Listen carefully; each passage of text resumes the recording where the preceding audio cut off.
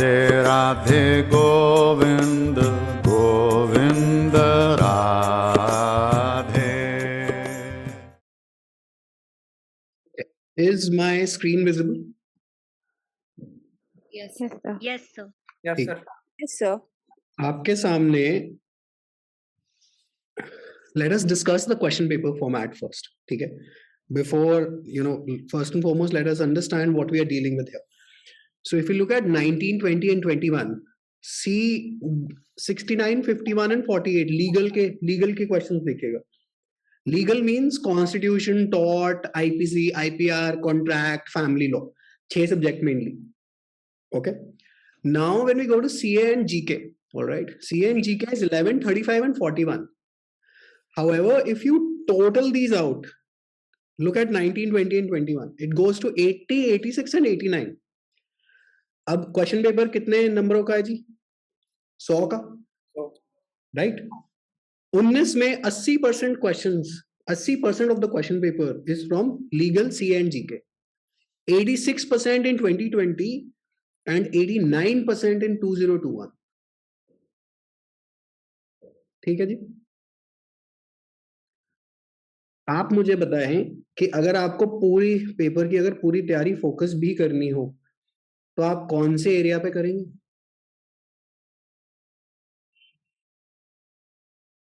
Legal GK. Legal GK. And Current affairs. In current affairs. तीन area पे आप गलती नहीं खा सकते. उसका क्या मतलब है? लीगल स्ट्रांग होनी ही होनी है. Current affairs and static GK, बहुत जनता स्टैटिक जीके भूल जाती है पेपर में. क्या अच्छा कर लेंगे, अरे स्टैटिक जीके तो आती ही है. मरेंगे. मैं आज आपको बता रहा हूं, मोस्टली लोग अनरिजर्व कैटेगरी से हैं, राइट? मोस्टली लोग अनरिजर्व कैटेगरी से होंगे जिनके पास कोटा रिजर्वेशन भी होगी. मैं आपको अभी बता रहा हूं, ये कट ऑफ अगले साल की आप 237, 240 मान के ही चलिएगा अपने दिमाग में, ताकि आगे कोई दिक्कत ना आए. ठीक है जी? अब आप आ जाते हैं यहां पर. 19 का आप कट ऑफ देखिएगा, 222 था कट ऑफ. ऐसा क्यों हुआ होगा, जरा सोच के देखिएगा. पहली बात, यहां पे कोई यूपीएससी के लिए प्रिपेयर कर रहा है? कर रहे होंगे, 2, 4, 5 लोग कर रहे होंगे, राइट? डीयू एलएलबी के साथ जो दिक्कत है, प्लीज अभी जरा अपने हैंड रेज जरा मेरे को पहले बोलने तो दीजिए. तो आप समझिएगा कि डीयू एलएलबी के अंदर क्या चक्कर है. 3 कारण हो रहे हैं आज की डेट में. 3 कारण के अंदर क्या चक्कर है कि ये कट ऑफ कहां से कहां जा रही है. वो राजकुमार राव की पिक्चर का क्या नाम है, वो ठुकरा के मेरा प्यार इंतकाम देखेगी. शादी में जरूर आना. क्लैट बहुतों का नहीं निकलता आज की डेट में. ठीक है जी? तो वो क्या करते हैं, ग्रेजुएशन करके कहां आते? डीयूएलएलबी में आते. लेकिन वो राजकुमार राव के मोड में आते हैं कि ठुकरा के मेरा प्यार अब इंतकाम देखेगी. तो वो आदमी बहुत ज्यादा पढ़कर बैठा हुआ है, वो पढ़ता ही है. Point number 1. Point number 2, most सस्ती एलएलबी है देश की. आई थिंक 25-30 हजार में काम हो जाता आपका. पॉइंट नंबर 3, टैग वैल्यू है ही. चाहे ठीक है, चाहे अंदर चाहे थोड़ा बहुत काम कम ही होता हो, क्योंकि सरकारी यूनिवर्सिटी है, आपको पता ही है यहाँ पे कैसे काम चलता है. लेकिन है तो वैल्यू तो है ही. तीसरा, हमारे जो है यूपीएससी वाले भाई बंधु, यूपीएससी वालों के लिए सेफेस्ट मोस्ट सस्ता बैकअप ऑप्शन है और उनके सब्जेक्ट से मेल खाता है. सब्जेक्ट्स नेमली कॉन्स्टिट्यूशन, पॉलिटी. मैं एंट्रेंस की बात कर रहा हूँ. सीसैट में लॉजिकल, और आपके करंट अफेयर्स और स्टैटिक जी के तो वैसे ही है, वो हमारे भाई बहनों की वैसे ही बहुत तगड़ी होती है. तो जब अब वो लोग जब इस एग्जाम में कॉन्स्टेंटली जब बैठे जा रहे हैं, तो फिर क्या होगा? कट ऑफ ऊपर ही जाएगी, राइट? करेक्ट? जब कट ऑफ ऊपर ही जाएगी, तो इस साल भी कोई हैरानी की बात नहीं थी. इस साल अगर आप YouTube पे जाके जितने भी भैया दीदी, अच्छा चौथा पॉइंट ये भी है कि अब पढ़ाने वाले भी बहुत हैं. अच्छा, और दूसरी बात, ऐसा तो नहीं है कि कोई ज्यादा कोई खराब ही पढ़ा रहा होगा. पढ़ा तो लीगल तो सभी सेम रहे होंगे.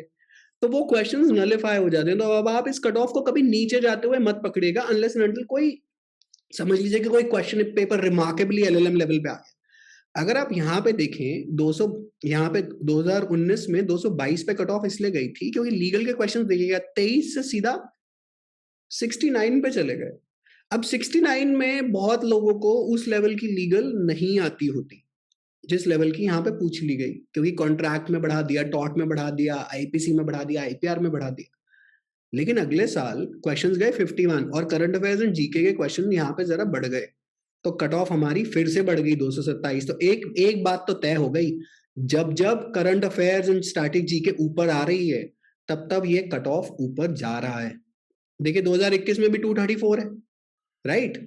अब क्या चक्कर हुआ 2020 और 2021 में, आपके जितने भी यूट्यूब पे भैया दीदी हैं सब बता रहे थे कट ऑफ 210, 215, 210, 215। इस साल की बात कर रहा हूं मैं।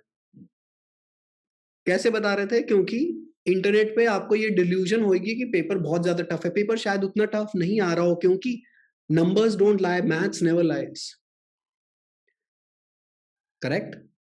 अब यहाँ पे static GK and current affairs इतने ऊपर चले गए, कट ऑफ गोज टू 234। अब मान लेते हैं, अच्छा, और दूसरा जो यहाँ का जो अगर आप स्ट्रक्चर देखेंगे, अगर आप 2020 और 2021 का स्ट्रक्चर देखेंगे जी, तो 2020 2021 के स्ट्रक्चर में मोस्टली क्वेश्चन पेपर सेम है। अच्छा, क्वेश्चंस भी सेम ही लेवल के थे। अब लोगों ने जो पास्ट ईयर के तहत जो तैयारी कर आ रहे हैं, जो 2020 के हिसाब से तैयारी कर आ रहे हैं, उनका पेपर 2021 में तो अच्छा निकलेगा ही, राइट। तो कट ऑफ 227 से अब 234 पहुंचे। मैं पहली कट ऑफ की बात कर रहा हूं, मैं दूसरी कट ऑफ की नहीं कर रहा। और ये 2020 में भी 227 से 225 गई, 2021 में भी 234 से 232 गई, right. So you only have, मैं अनरिजर्व वाले से बात कर रहा हूं, 2 नंबर का मार्जिन। तो नेट 240 से ऊपर ही आप कृपया कर अपने आप को लेके चलें अगर आप अनरिजर्व कैटेगरी में, ठीक है जी। अच्छा, अब दूसरी बात आ गई, टोटल देख लिया हमने 80, 86 एंड 89%, राइट। इंग्लिश देंगे 15, 5, 5, 5। 5 का मतलब ये है एक पैराग्राफ आया, एक रीडिंग कॉम्प्रिहेंशन का पैसेज आया और उसमें से 5 क्वेश्चन डिराइव आउट कर दिए। इंग्लिश मुझे पता है कि बहुत लोगों की, आप कहेंगे अरे मेरी तो बहुत कमजोर है, मेरे से तो होती नहीं है वो। इन 5 में से भी भैया 3 क्वेश्चन सॉल्वेबल हैं।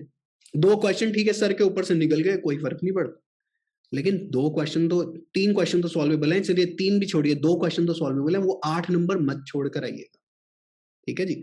लॉजिकल में आप देखें 26, 11, 9 और 2, वाह।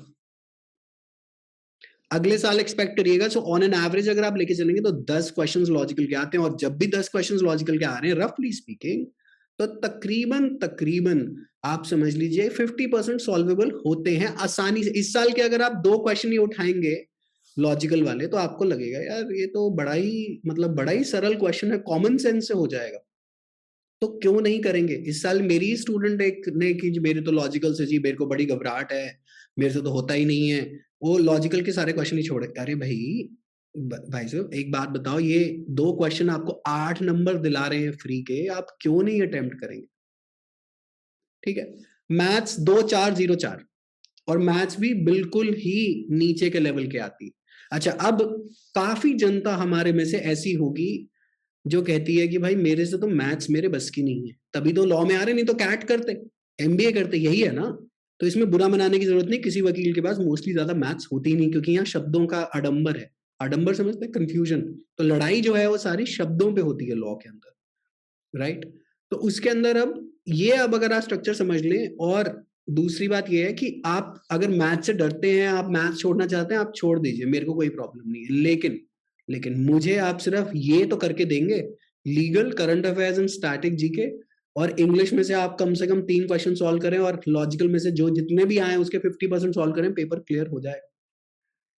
पेपर क्लियर करने में कोई दिक्कत की बात नहीं, ठीक है जी, पहली बात। अच्छा, अब दूसरी बात, अब जी ये कोर्स में शुरू कहां से करें, क्या ना करें, तो सबसे पहला सब्जेक्ट लिख लेते हैं। सबसे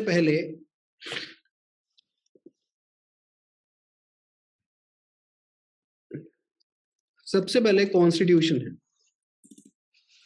कॉन्स्टिट्यूशन समझेंगे तो बाकी कुछ पल्ले पड़ेगा, ठीक है जी। तो पहला मॉड्यूल जो आपने कंप्लीट करना हो वो आप कॉन्स्टिट्यूशन का समझ लीजिए। अब आप कहेंगे टाइम टेबल क्या बनाऊं, मेरे हिसाब से इस टाइम 90 या 100 ऑड लेक्चर्स हैं कॉन्स्टिट्यूशन पे, कुछ 5-7 शूट होने, रीशूट होने, बट वो अभी रीशूट हो जाएंगे और हफ्ते के अंदर अंदर रीशूट हो जाएंगे।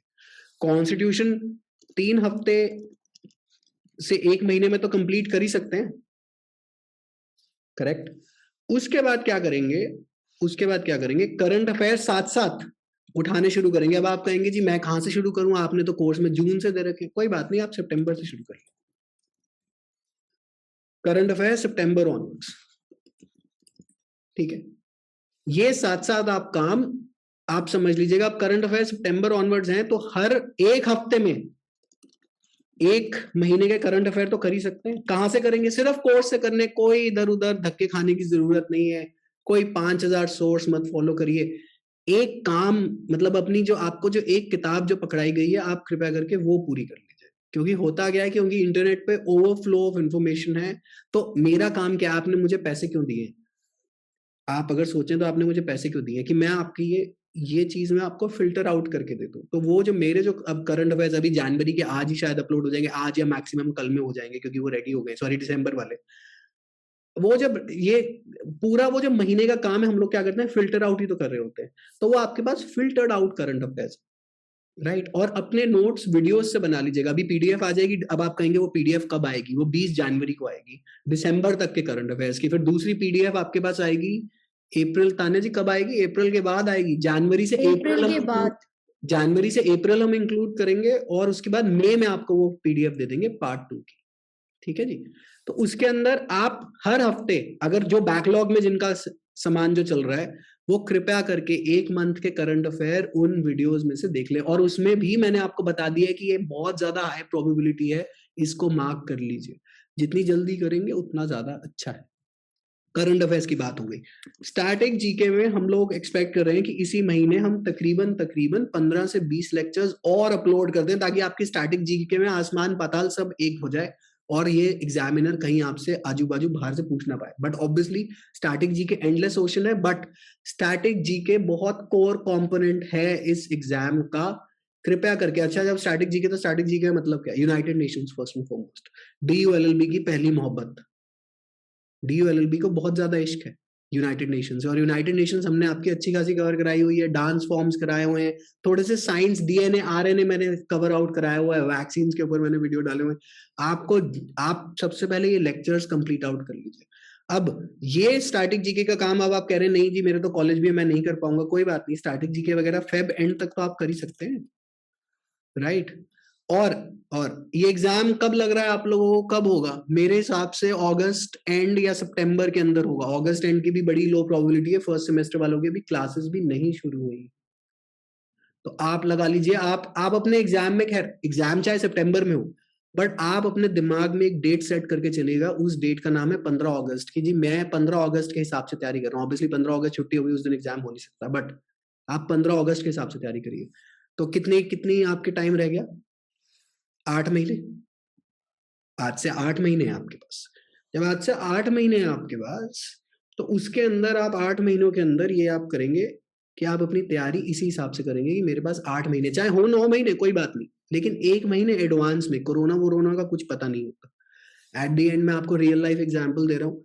अभी मेरे स्टूडेंट के साथ इस बार भी ये हुआ है कि जस्ट एग्जाम से 2 हफ्ते पहले कोरोना हो गया, लेकिन DULB में सिलेक्शन हो गई थी। कैसे, तैयारी पहले से करी हुई थी, लास्ट के 2 हफ्ते में कोई फर्क ही नहीं पड़ा कि है जी 1 हफ्ता आइसोलेट भी करना पड़ा, कर लिया, कोई बात नहीं। ठीक है जी, फंडा clear. Exam 95% September beginning, 1 September, 2 September, 3 September, any time. But आप उसको 15 दिन पहले लेके चलेगा, 2 हफ्ते का आप बफर लेकर चलेंगे अपने साथ में। उसके बिना ये कॉम्पिटेटिव एग्जाम्स की गेम नहीं चलती, ठीक है। तो ठीक है, 8 महीने। अब क्या है जी, उसके बाद आप आए IPC IPR फैमिली लॉ। अच्छा, और ये वाला जो सिनारियो है IPC IPR फैमिली लॉ का, इसके अंदर क्या करना है, IPC IPR आपकी बड़ी जल्दी खत्म हो जाएगी। IPR हमने कुछ ज्यादा ही डिटेल में पढ़ाया हुआ है, शायद इस एग्जाम के लिए उसकी इतनी जरूरत नहीं है, लेकिन आप कर लीजिएगा फिर भी, just in any case. Family law से each and every MCQ is also covered out for your exam. आपको कहीं इधर उधर जाने की जरूरत नहीं है। थोड़े थोड़े पोर्शंस, अब अच्छा अभी हमने कल परसों, अभी आपको नोटिफाई नहीं किया मैंने टेलीग्राम पे, 2 डायरेक्शन टेस्ट के वीडियोस हमने अपलोड करे हैं लॉजिकल वाले मॉड्यूल में। मैं सोच रहा था जनवरी वाले करंट अफेयर्स डालूंगा तो वो साथ में ही डाल दूंगा, 1 तारीख को ही हमने अपलोड कर दिए थे, तो उसकी नोटिफिकेशन नहीं आई। तो लॉजिकल भी हम लोग अपग्रेड कर रहे हैं, तो कोर्स काफी ज्यादा अपग्रेड होते चले जाएगा और हमारे पास more than sufficient enough time. अब आप जरा इधर वापस आए, और ये मैं जो लोग जो अभी जो नए जो जुड़े हैं, मैं रिपीट तो नहीं करूंगा, लेकिन जो लोग नहीं भी, जो लोग पहले से भी बैठे हुए हैं, कृपया करके ये चीज देखकर और ये चीज याद रखिएगा कि ये भी हैं। मैं आपको एक रियल लाइफ सिनारियो और बता देता हूँ। एक स्टूडेंट जिसकी लीगल बहुत ज्यादा टॉप नॉच थी, जो शायद मतलब मेरे से भी ज्यादा पढ़ाई कर चुकी है उस टाइम, उसका पेपर नहीं निकला। लेकिन एक स्टूडेंट जिसकी स्टैटिक जीके बहुत ज्यादा स्ट्रांग थी, वो 270 प्लस पे चली गई इस साल के पेपर में। तो ये वाला जो एरिया है ये लोग भूल जाते हैं, यहाँ पे हमने नहीं भूलना है। इसके दम पे पेपर निकल जाएगा। और साथ साथ यहाँ पे लीगल तो हम कर ही रहे हैं। देखिए लीगल में आप बिल्कुल इन 2 एरियाज में आप बिल्कुल श्योर रहिएगा कि जो आपको आपके पास जो भी आप पढ़ाई कर रहे हैं उस ऑनलाइन पोर्टल में, वो जो भी प्री रिकॉर्डेड लेक्चर्स हैं मोर देन सफिशिएंट हैं। I kid you not, more than sufficient है। तो इन्हीं 2 एरियाज पे फोकस करके हम काम निकालेंगे, और लॉजिकल के भी हम मॉड्यूल्स दे रहे हैं। अच्छा खैर, अब एनी विच में अब यहाँ पर आते हैं। अब कीजिए, हम मॉक टेस्ट कब से शुरू करें? मॉक टेस्ट अभी अनअवेलेबल हैं सीरीज में, क्यों है, क्या नहीं है। मॉक टेस्ट हम लोग शुरू करेंगे। सबसे पहले जो आपके जो क्विज जो आने शुरू होंगे वो फरवरी ऑनवर्ड्स आने शुरू होंगे, क्योंकि जिन लोगों ने सितंबर अक्टूबर से कोर्स ज्वाइन करा हुआ है तो उनके लिए हम लोग आपको नोटिफिकेशन दे देंगे आपकी टेस्ट सीरीज में, वो क्विजेस बेसिकली आने शुरू होंगे। मॉक्स, पहला जो मॉक आएगा वो रफली स्पीकिंग फेब आप लेके चलिएगा 15 के आसपास, वैलेंटाइंस डे मनाकर हम पहला मॉक टेस्ट करेंगे, ताकि हमें पता चले कि हम कहाँ पर हैं कहाँ पे नहीं। ठीक है जी, मतलब वैलेंटाइंस डे आप मनाएंगे, मेरी तो उम्र निकल गई, तब तो उसके अंदर क्या ही करेंगे। तो मॉक 1 फरवरी 15 से, और उसके बाद फिर हर महीने 2-2 3-3 मॉक, 2-2 3-3 मॉक अपेयर होते चले जाएंगे। लेकिन मॉक्स आप तब तक नहीं देंगे जब तक आपका स्टैटिक जीके का मॉड्यूल और लीगल का मॉड्यूल कंप्लीट ना हो। करंट अफेयर्स तो आप ऊपर ऊपर से देख लेंगे पीडीएफ से, वो मुझे पता है, लेकिन आप कृपया करके constitution, IPC, IPR, family law, इसको मेरी हाथ जोड़ के विनती है, मॉक्स को मत छेड़िएगा। लीगल और स्टैटिक जीके के मॉड्यूल में आप बिना कंप्लीट करे आप मॉक टेस्ट नहीं छेड़ेंगे, क्योंकि अगर आपने छेड़े आपके कॉन्फिडेंस बिल्कुल खराब हो जाएगा और आप कहेंगे भैया मेरे बस की नहीं हो रहा है ये पेपर, क्योंकि मेरे नंबर आ रहे हैं 100, 120, 130। मॉक टेस्ट सिर्फ मॉक टेस्ट देने के लिए मत करिएगा, मॉक टेस्ट को सीरियसली लीजिएगा। मॉक टेस्ट के नंबरों पे फोकस करने की जरूरत नहीं है, ऑब्वियसली थोड़ी बहुत है, लेकिन मतलब अगर 190 आ रहे किसी मॉक टेस्ट में, 210 आ रहे, अपनी गलतियों को एनालाइज करके उसको बूस्ट अप कर लीजिएगा। यही स्ट्रैटेजी थी जो आपके ये फ्लाइंग बीस्ट भैया को दी थी। मॉक टेस्ट के स्कोर आप डस्टबिन में डालिए, कोई बात नहीं। आप मुझे सिर्फ, अगर आपसे एक क्वेश्चन जो गलत हुआ है, आप उस टॉपिक को जाके पूरा रिवाइज करिए। और अच्छा, उससे ये कोई गारंटी नहीं कि अगले मॉक में नंबर ऊपर ही आएंगे, क्योंकि क्वेश्चन पेपर बदल जाएगा ना। ये कोई जिम तो है नहीं कि 10 किलो का डंबल रिपीट करा तो we will progressively get better over time, क्योंकि मॉक टेस्ट बनाए ही ऐसे गए हैं कि ऊपर नीचे आगे पीछे आपको सब लेवल दिखा दिए जाए। ठीक है जी, तो ये चीज है। तो मॉक टेस्ट जिन लोगों, फरवरी ऑनवर्ड जो पहला जो मॉक आएगा वो फरवरी 15 के आसपास या 15 के बाद 20 तारीख को मान लीजिएगा, लेकिन वो मैं आपको नोटिफाई कर दूंगा कि कब आएगा। लेकिन उससे पहले जो सीन है ये कंप्लीट करिएगा। जो लोग मॉक टेस्ट देना चाह रहे हैं कि जी फरवरी ऑनवर्ड से मॉक शुरू करें, कृपया करके पहले लीगल, स्टैटिक जीके और उस महीने तक के करंट अफेयर्स प्लीज निपटा लीजिएगा, then only do you test yourself. ठीक है जी, ये सारा काम हो गया। और उसके बाद तो फिर हम आगे एक बारी, ये हम आई थिंक जूम मीटिंग करते रहेंगे तकरीबन आज जनवरी है, अगली अब मार्च में करेंगे, उसके बाद फिर मैं आपसे अप्रैल या मई में मिलूंगा, और ऐसे करके हम लोग बेसिकली अपना काम करते रहेंगे। टेलीग्राम पे तो we are omnipresent as always. और अब मेरे पास कुछ बोलने का नहीं है, अब आप पूछें कि आपने क्या पूछना है एक एक करके। ताना जी, आई थिंक आपने सबको म्यूट पे डाल दिया है। हाँ, जो रेज हैंड करे उनको अनम्यूट करने को दो, और फिर एक एक करके, पहले आई थिंक मेहर है। मेहर जी, आप अपने आप को अनम्यूट कर लीजिए और बोलिए। Good afternoon sir. Good afternoon. Sir मैंने वो एनएल सैट का पूछना था, हाँ जी। उसके हिसाब से कोई भी शेड्यूल में एडजस्टमेंट होगी? एक तो जो सेकंड पीडीएफ आएगा करंट अफेयर्स का, आपने कहा कि अप्रैल के बाद आएगा, बट वो एग्जाम 24th अप्रैल को अच्छा, है। अच्छा पॉइंटर है। एक काम करेंगे, फिर मैं आपको जैन फेब मार्च की एक पीडीएफ दे दूंगा। Thank you.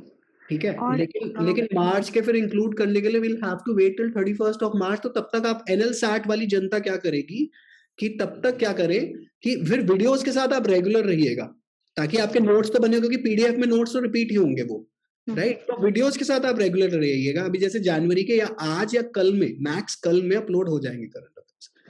तो जो एनएल सैट को टारगेट कर रहे हैं, कृपया करके आप इधर क्या बोलते हैं, जो अभी जो वीडियोस अपलोड होंगे उसके साथ ऑन ट्रैक रहिएगा। ये मत करिएगा कि जान वाले चलो देख लेंगे, फेब में देखेंगे या मार्च में देखेंगे। नहीं नहीं नहीं। फिर आप क्या करेंगे, एक सेकंड, मैं इसको जरा अपनी स्क्रीन शेयरिंग ऑफ कर दूं। फिर आप क्या करेंगे कि आप ये करेंगे, आप ऑन ट्रैक रहेंगे बेसिकली अपने करंट अफेयर्स को लेकर। ठीक है, एक सेकंड रुकना, मुझे लेट मी जस्ट अच्छा। और एनएल सैट के अंदर क्या चक्कर है, एनएल सैट के अंदर जी ये है कि आपको सब्जेक्टिव में पार्ट ए तो ऑब्जेक्टिव आएगा, जैसा कि आपके पास आ ही रहा है। पॉइंट नंबर 1, मैं आपके कोर्स में एक मॉड्यूल इंट्रोड्यूस करने लगा हूं जिसके अंदर पार्ट ए और पार्ट बी। तो पार्ट बी जिनको सब्जेक्टिव के अंदर उन्होंने क्या कहा है, पार्ट ए तो आपके स्टैंडर्ड जो DULLB का जो सामान है वो that all applies to part A. Part B के अंदर मैं आपको करंट अफेयर्स के कुछ टॉपिक दूंगा जो कि आपने अपनी फाइल से, आपके पास नोट्स ऑलरेडी बने हुए आएंगे उसके अंदर बस उन टॉपिक्स को पढ़ लीजिएगा। लाइक फॉर एग्जांपल एक शॉर्ट करंट अफेयर्स का टॉपिक जो आपको वो बोलेंगे, क्या बोलेंगे जी उसके अंदर आपको बोलेंगे कि जी ये कर लीजिएगा, इंडिया का COP26 पे जो कमिटमेंट जो इन्होंने ली है, इंडिया ने जो COP26 पे जो काम करा है, नेट जीरो एमिशन जो है 2070 में हमने कमिट करी है, क्यों करी है? कोल की कमिटमेंट हमने क्यों नहीं ली? तो you will have to write a well structured essay of 500 words there, right. वो मैं आपके कोर्स में स्पेसिफिक टॉपिक्स आपको भी बता दूं कि मेरे हिसाब से आपको क्या क्या करना है। अब दूसरी बात, एनएल सैट वाली जनता जितनी है हमारे पास, ऑब्वियसली मोस्टली लोग पेपर में बैठेंगे ही, ऑब्वियसली सीट्स बहुत कम है। So statistically you are set not to get a seat. Let me be very clear on this, because इतनी रिजर्वेशन है कि आप क्या मतलब कौन सी सीट निकाल देंगे, राइट। लेकिन we still have to take our best shot on it. So now when we're taking a best shot at it, इसके अंदर हम काम करेंगे। ये आपका जो लीगल रीजनिंग क्लैट और AILET के कृपया करके पास्ट ईयर्स के पेपर, स्पेशली 2020, 2019 और 2021, 3 पेपर्स, ज्यादा पीछे डुबकी मारने की जरूरत नहीं है। 19, 20 और 21 की आप लीगल रीजनिंग का एक सेक्शन होता है उन पेपर्स में, एग्जैक्टली समझ लीजिएगा वही क्वेश्चन आएंगे without the MCQ. So in the MCQ that they are asking in those papers, that is based, the correct answer is based on a reasoning. They are asking you to write that reasoning in part B of the paper. तो अब इसके लिए सबसे बढ़िया practice, कोई AP Bhardwaj कुछ नहीं करना है, सिंपल सा काम करना है। 19, 20 और 21 कि आपने क्या करने, क्लैट और AILET के क्वेश्चन पेपर उठाने, क्योंकि वो बने हुए क्वेश्चन पेपर है और उन्हीं के, और मैंने एक ये आपको टेलीग्राम पे भेजे थे NLAT के जो क्वेश्चन पेपर, जो इन्होंने जो स्प्लिट होने के चक्कर में वो कराया था, वो क्वेश्चन पेपर में लीगल रीजनिंग के प्रॉब्लम। मैं क्या करूंगा कि जी आपको मॉड्यूल के अंदर I will try to solve those legal reasoning problems at least 20-25 of those, ताकि मैं आपको एक रीजनिंग डेमोन्स्ट्रेट कर दूं, because see it is primarily an aptitude based test. So all that I can teach you is the way, and then it depends on what they eventually ask, क्योंकि उनकी तरफ से कोई सैंपल पेपर रिलीज नहीं, right. तो इसलिए part B के अंदर 2 हो गए, एक करंट अफेयर का ऐसे हो गया आपका, और एक ये लीगल वाली जो प्रॉब्लम हो गई। उसके अंदर आपको MCQ नहीं दिया जाएगा, उसके अंदर आपको क्या दिया जाएगा, उसके अंदर आपको ये लीगल रीजनिंग पूछी जाएगी कि मेरे को रीजन लिख के दो इस अपने सोल्यूशन का, जो भी आप सोल्यूशन प्रपोज कर रहे हैं उस प्रॉब्लम का। So I will teach you that, but ये मॉड्यूल आएगा फरवरी में, because it will take me 1 month to at least to shoot this, ठीक है। तो ये मॉड्यूल आएगा फरवरी में। और करंट अफेयर्स के लिए सिंस दिसंबर तक का तो समझ लीजिए काम हो ही गया हमारा, ठीक है। जनवरी, फरवरी, मार्च की करंट अफेयर्स की PDF I will try to give you as early as possible in April, लेकिन उससे पहले ही आप अपने नोट्स बिल्कुल अपडेटेड रखेंगे, right. So to take the best possible shot at this exam, ठीक है जी। और कुछ कोई चांस है कि इस एग्जाम की वजह से, क्योंकि ये अप्रैल में हो रहा है, DU LLB भी थोड़ा पीछे पुश हो जाए? मतलब नहीं नहीं, डीयू वाले किसी की कुछ नहीं सुनते। डीयू वाले they always coordinate with their second same का एग्जाम्स। तो अभी जिन लोगों की सिलेक्शन हुई है, क्योंकि उनकी फर्स्ट सेम की क्लासेस नहीं शुरू हुई, तो अगर उनकी फर्स्ट सेम की क्लास और 2-4 दिन में शुरू होंगी ऑनलाइन, ठीक है जी, तो अप्रैल मई में उनका फर्स्ट सेमेस्टर का एग्जाम होगा। Then we go to June, July, August, right. Most likely since NTA is conducting this exam, तो इस साल क्या हुआ था इन 2021, NEET was scheduled for the 1st of August earlier. Then it got delayed to September. Therefore, this exam had to get delayed to September because earlier this exam was getting scheduled somewhere around the 12th of August in 2021. But since the government didn't allow it, it got pushed even further than 2020, because 2020 it was on the 9th of September. 2021 it was on the 29th of September. So to regularize the semester, I believe that मतलब max ये लोग कितने खींच लेंगे? अगस्त खींच लेंगे, क्योंकि उससे पहले think about them, they don't have teachers free to attend to the first semester, because the teachers are preoccupied with getting the second semester out of the way inside. So max August, मतलब max September, ideally August, but we should keep our preparation in line कि 10-15 अगस्त के आसपास हमारा exam, ठीक है। चाहे वो होगा, चाहे वो 10 सितंबर को हो, कोई बात नहीं। हाँ जी अर्पित, आप पूछिए। First of all, good afternoon, sir. Hello. Good afternoon Arpit ji. Am I audible? Yeah. हाँ जी। सर मेरे को जो है उसका मुझे पूछना था कि सर जैसे यूपीएससी में तो मतलब है कि आपको इकोनॉमिक्स आता है, ज्योग्राफी है, उस टाइप से है, तो मतलब इसके अंदर जो स्टैटिक जीके का है मेरे को जानना था। जैसे आपने एक बता दिया कि यूनाइटेड नेशन है जी, मोस्टली यूनाइटेड क्वेश्चन वहां से नेशंस आता है। सबसे पहले है, सबसे पहले यूनाइटेड नेशंस, उसके बाद डांस फॉर्म्स है। पिछले दो साल में रेगुलरली आपके पास लेक्चर है कोर्स के अंदर, ठीक है जी। थोड़ी बहुत साइंस है, DNA, RNA, bodies such as, मैं उसको स्टैटिक जीके में गिनता हूँ, सच as NITI Aayog, such as NHRC, right.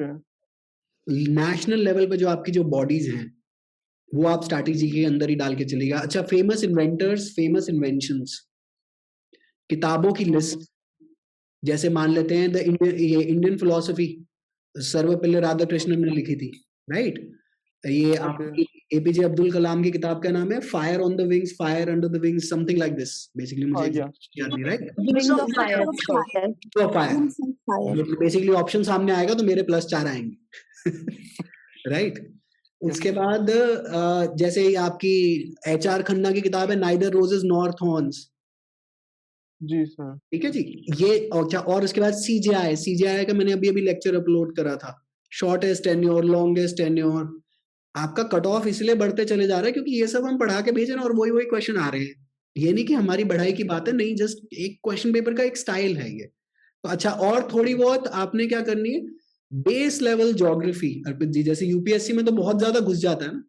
जी सर, मतलब एटलीस्ट ये पता हो कि कावेरी किस स्टेट से जा रही है, जी, या किन स्टेट से जा रही है, गंगा किन स्टेट से जा रही है, क्योंकि अगर ये क्वेश्चन बन गया which of the following, out of which of the following state the Ganga does not flow.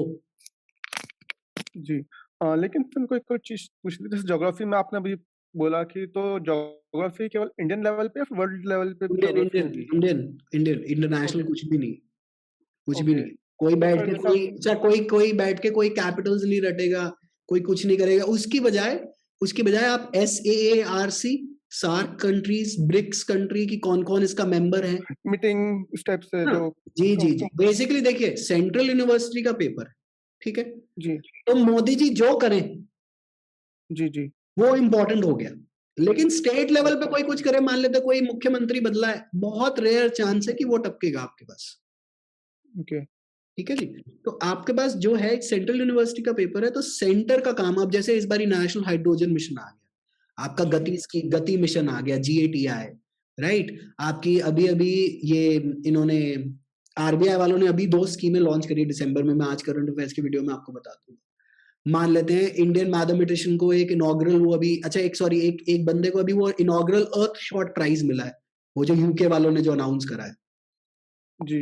ये करंट अफेयर्स तो आने ही आने हैं। इंडिया की ऑस्कर में नॉमिनेशन इस साल। अच्छा, अब जैसे मान लेते हैं मिस यूनिवर्स बन गई, कौन बनी? हरनाज संधू, मोस्टली सबको पता होगा, जी सर। राइट। लेकिन हरनाज संधू से पहले कितनी थी जो बनी थी? सुष्मिता सेन, लारा दत्ता, 2। सुष्मिता सेन कब बनी थी? 1994 में। तो डोंट बी सरप्राइज अगर इस साल सुष्मिता सेन जी आ गई आपके पेपर में, तो इसका मतलब वो कनेक्शन है हरनाज संधू से, तो उसने वो डायरेक्ट नहीं पूछा। ओके। ठीक है जी। तो बेसिकली जो ब्रॉड करंट अफेयर्स है ना, नोबेल प्राइज, अब आप कहेंगे अच्छा, कोई लोग कहेंगे यार वो महीने बताओ, महीने नहीं होते किसी भी कॉम्पिटिटिव एग्जाम में। Competitive exam is always about the topics. अब नोबेल प्राइज कब दिए जाए? अक्टूबर में, राइट। आप अक्टूबर कैसे छोड़ देंगे? आप छोड़ ही नहीं सकते। ठीक है, थोड़ा बहुत बेस समझ में आया, बट मेरे हिसाब से अगर आप मेरी बात, अगर किसी को भरोसा है, मैं जो आपको करंट अफेयर्स करा रहा हूँ कोर्स में, वेरी वेरी हाई प्रोबेबिलिटी, तो कृपया करके उन पे सबसे ज्यादा फोकस रख लीजिएगा। उसके बाद कुछ एडिशनल आपको मिले तो जरूर, मतलब you are more than welcome to add on to that, but वो वाले जरूर कर लीजिएगा। वासु कौशिक। ठीक है Arpit ji, all right. Vasu ji, sir good afternoon. Good afternoon जी। सर मैंने सर अभी सर जनवरी में स्टार्टिंग में क्लासेस चालू की है जी सर। मेरे को सर कॉन्स्टिट्यूशन और सर स्टैटिक्स सर साथ करने चाहिए कि सर पहले कॉन्स्टिट्यूशन सिर्फ करना चाहिए? जो आपकी श्रद्धा हो, अगर आप कर सकते हैं साथ में कर लीजिए, नहीं कर सकते तो एक एक करके कर लीजिए।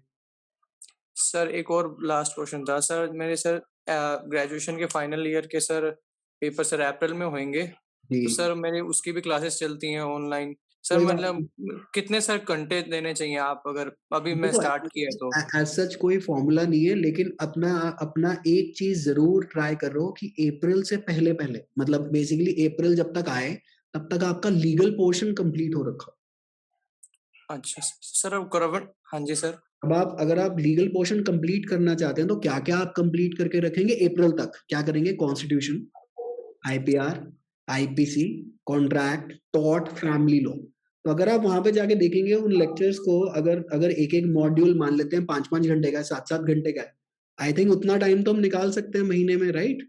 हाँ जी सर। तो एक काम करिएगा आप, स्पेसिफिकली आपके लिए, कि अगर आपका फाइनल सेमेस्टर अप्रैल में है तो आप एक काम करिएगा ताकि आप बहुत ज्यादा पीछे ना छूट जाए, क्योंकि अप्रैल में आप ऑलमोस्ट 3 हफ्ते या 1 महीना डिस्कनेक्टेड रहेंगे पढ़ाई से, राइट? हाँ जी सर, हाँ जी। सबसे पहले एक काम करिएगा कि आपका लीगल पोर्शन कंप्लीट हो, ऐसा अपना एक शेड्यूल बना लीजिएगा। और दिन के अगर आप 2 घंटे भी दे देते हैं मुझे रेगुलर बेसिस पे आज से भी, तो आपको कोई टेंशन नहीं आएगी। लेकिन अब आप क्या काम करिएगा, सबसे पहले ये अच्छा, ये कुछ अर्पित जी कुछ लिख रहे हैं, एक सेकंड मैं भी आपके पास आता हूँ। अर्पित जी, मॉक टेस्ट अलग से परचेज करने पड़ेंगे, मेरे पास तो नहीं, मॉक टेस्ट इंक्लूडेड है आपके इसी बंडल के अंदर, आपको कुछ एक्स्ट्रा परचेज नहीं करने। किसी और के, अगर किसी और एकेडमी में आप जाके देखना चाहते हैं तो आप जरूर करें। खैर, बैक टू वासु जी।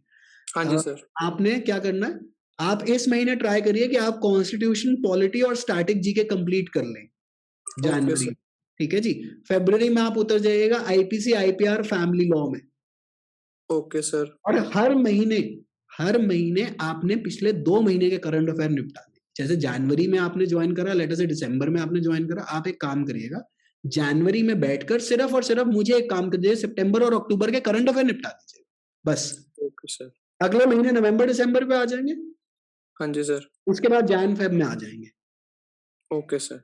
ठीक है जी। उससे आपका क्या हो जाएगा कि उससे आप बिल्कुल स्ट्रीमलाइन रहेंगे। जब आप अप्रैल में आएंगे ना तो आपका सारा काम हो चुका होगा, लेकिन किस्तों में काम करिएगा, नहीं तो otherwise it will become too overwhelming. Okay sir. ठीक है जी। अच्छा, आगे चलते हैं।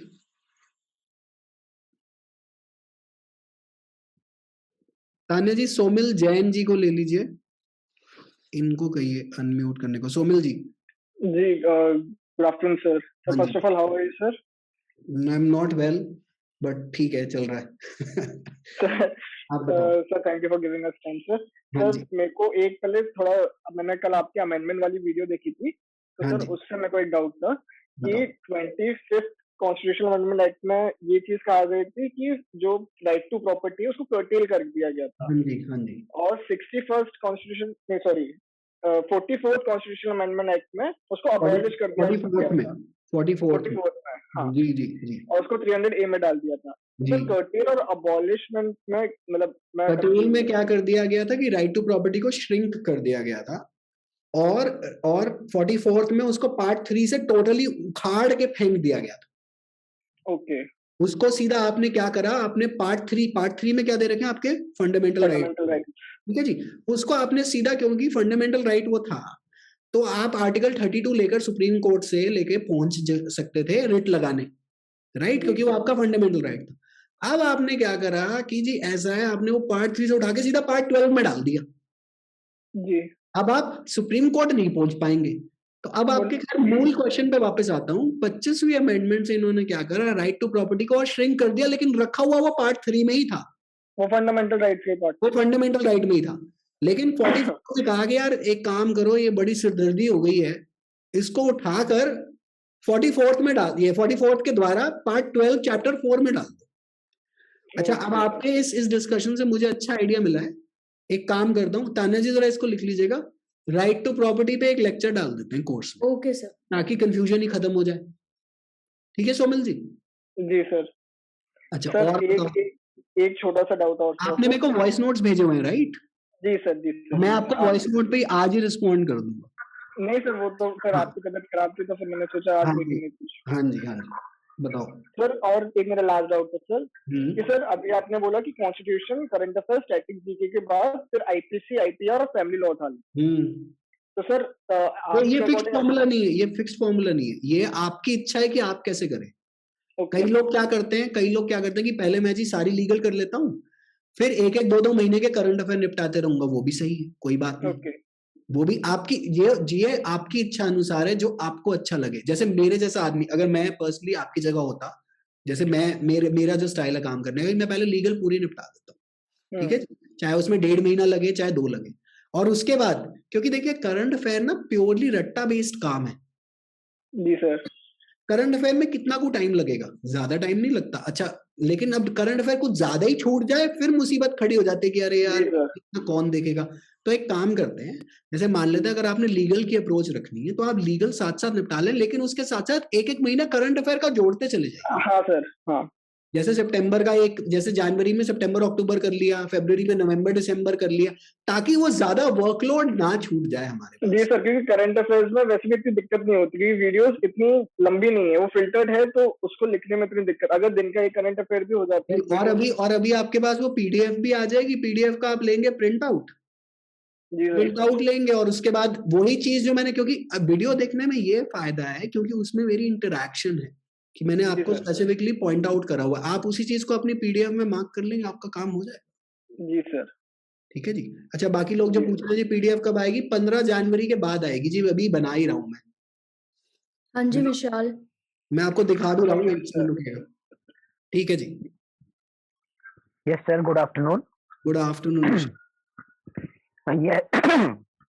यस सर, मुझे ये पूछना था, जैसे आपने अभी DOLLB वाले एग्जाम में क्लियरली हमें कह दिया कि आप करंट अफेयर मॉड्यूल में सितंबर ऑनवर्ड्स देख सकते हैं जी। यस, ये तो आपकी मुझे ये पूछना था।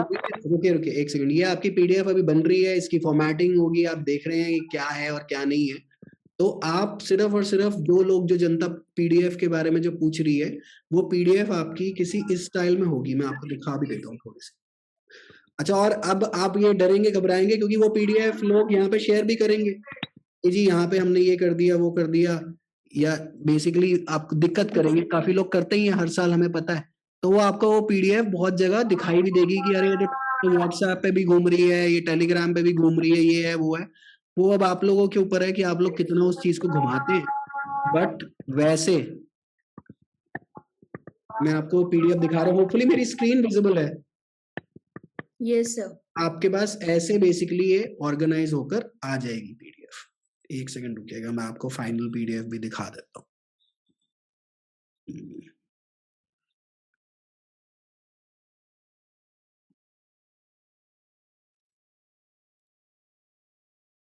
आपके पास ये पीडीएफ जल्द आएगी, ये अपॉइंटमेंट्स वगैरह इसमें लगी होंगी, सारे बेसिकली जो मैंने आपको जो कराया वो तो होगा ही, और बाकी जो एंसिलरी करंट अफेयर्स हैं जो कि क्या बोलते हैं आपके पास, अच्छा, और उसके बाद मैं आपको एक टेबल फिल इन करने के लिए दे दूंगा ताकि ये आप खुद फिल इन कर लीजिएगा, ताकि आपको ज्यादा अच्छे से याद रह जाए। और जो ये काम कर लेगा यकीन मानेगा, अच्छा कई लोग करते भी नहीं है, वो वीडियोस देख के भी काम चला देते, जैसे रागिनी जिनका मैंने क्या बोलते हैं इंटरव्यू डाला था, उन्होंने सिर्फ वीडियो से काम कर दिए थे।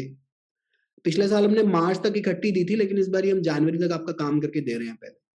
तो ये आपके पास दिख रही है, होपफुली ये स्क्रीन पे विजिबल है, ये आ जाएगी। ठीक है जी। अच्छा, कौन पूछ रहा था अभी? आई थिंक हम किसके साथ थे? विशाल। Yes sir. जी बताएं। यस सर, जैसा कि आपने ड्यू एलएलबी के एग्जाम के लिए अभी क्लियरली कहा कि सितंबर ऑनवर्ड से करंट अफेयर्स देख सकते हैं जी मॉड्यूल में। तो यस सर, मैं ये पूछना चाह रहा था कि एनएलयू बैंगलोर जैसा एग्जाम जो है वो अप्रैल में है, तो उसके लिए कितना पीछे जाया जाएगा? उसके लिए कितना पीछे जाया जाएगा, मैं अगेन रिपीट करूं अपने आप को, कॉम्पिटिटिव एग्जाम महीने नहीं देखता, टॉपिक देखता है। तो अगर अगस्त में कोई बहुत सिग्निफिकेंट करंट अफेयर आया हुआ है जो कि बेसिकली जो कि सितंबर के एग्जाम्स में ऑलरेडी नहीं पूछा जा चुका, तो वो आएगा। अब जैसे मान लेते हैं कि क्या चक्कर है, अगस्त में इंपॉर्टेंट डे कौन सा है? नेशनल स्पोर्ट्स डे 29 अगस्त को होता है, आई थिंक, मेजर ध्यानचंद। हाँ जी सर। राइट। अब आप सोचेंगे ऐसा क्वेश्चन क्या एनएलयू में नहीं, एनएल सैट में नहीं पूछा जा सकता? तो पूछा जा सकता है। तो वो आपके मैं नोट्स के अंदर क्या बोलते हैं आपको पीडीएफ में दे ही रहा हूँ। तो ऐसा कोई प्रिडिक्शन नहीं की जा सकती, क्योंकि अक्टूबर में अब जैसे नोबेल प्राइजेस पूछे गए हैं वो तो आने ही आने हैं ना, वो तो आने ही आने हैं। लेकिन अगर आप देखिए कॉम्पिटिटिव एग्जाम में आप हमेशा हाई प्रोबेबिलिटी काम करेंगे, क्योंकि आप सब कुछ तो सॉल्व नहीं कर सकते, ये बात भी तय है। क्योंकि अगर सबको सब कुछ सॉल्व करते तो इन कॉम्पिटिटिव एग्जाम में कट ऑफ अभी तक 90% जा चुका होता। तो आप अपनी जो तैयारी है वो हाईएस्ट प्रोबेबिलिटी के हिसाब से करेंगे। अब हाईएस्ट प्रोबेबिलिटी क्या हुई कि जो टॉपिक्स मेजर है, जो क्या बोलते हैं आपसे पूछे जा ही सकते हैं। अगर मान लेते हैं अगस्त में से एक क्वेश्चन आ भी गया, छोड़ दीजिए फिर, और क्या होगा। बट सितंबर ऑनवर्ड्स नहीं छोड़ सकते आप। Yes sir. ठीक है जी। यस सर, एक और क्वेश्चन था कि सर जैसे इसमें ये क्रिटिकल रीजनिंग है वो वाले मॉड्यूल में, तो यस सर ये आपके एनएलयू वाले एग्जाम में क्रिटिकल रीजनिंग का लॉजिकल वाले मॉड्यूल में जाइए, और लॉजिकल वाले मॉड्यूल के अंदर एक क्रिटिकल रीजनिंग में वो पड़े हुए हैं 3-4 लेक्चर। इन्फ्रेंस, क्रिटिकल रीजनिंग का मतलब होता है ऑथर की अजम्पशन क्या है, ऑथर कैसे अपने आर्ग्यूमेंट को स्ट्रेंथन कर रहा है और ऑथर कैसे वीकन कर रहा है, वो मैंने वहां तो सिखा रखी है। मैं कुछ क्वेश्चंस आपको सॉल्व कराऊंगा पिछले साल के क्लैट और एआईएलटी में एनएल सैट के मॉड्यूल में जनवरी के बाद। Okay sir. और सर आप इसके लिए भी कुछ हमें मॉक टेस्ट प्रोवाइड कराएंगे या ओनली फॉर ड्यूएलएलबी, या इसके लिए भी कुछ? इसमें देखो डीयूएलएलबी के लिए तो आएंगे ही, इसके लिए शायद 2 या 3 या 2 से 5 मॉक टेस्ट। मुझे अभी कुछ नहीं, मैं अभी आपको कमिटमेंट कर दूं, बाद में सब लोग कहते हैं आपने तो ये बोला था, आपने वो बोला था। तो अभी मुझे नहीं पता इस एग्जाम के बारे में, क्योंकि मैं इनकी भी वेट कर रहा हूँ। ये लोग भी एक सैंपल पेपर देंगे शायद, अगर ये लोग प्रोवाइड करा दें, क्योंकि इनका है 21 जनवरी को है सेशन। आप लोगों ने होपफुली वो देख लिया होगा, इन्होंने 21 जनवरी को सेशन ऑर्गेनाइज कर रहे हैं ये लोग। तो कृपया करके उसके लिए रजिस्टर करें और उस इंफॉर्मेशन वहां से ले लें, और उसके बाद वहां पे एक डिमांड भी रेज कर दीजिएगा अगर ये लोग आपको बोलने दें कि भैया एक सैंपल पेपर तो प्रोवाइड करा दो। और बाय चांस अगर इन्होंने सैंपल पेपर प्रोवाइड करा दिया, देखिए पार्ट ए तो जो एनएल सैट का वो आपके डीओएलबी का मॉक्स उड़ा देगा, उसको उसकी कोई टेंशन नहीं है मुझे। पार्ट बी के लिए जैसे ये लोग मुझे कुछ प्रोवाइड करेंगे तो मैं जरूर बना दूंगा। अगर ये लोग प्रोवाइड नहीं भी करेंगे तो ऑब्वियसली मैं थोड़ी सी प्रैक्टिस तो आपको मार्च में करवा दूंगा। जूही श्रीवास्तव।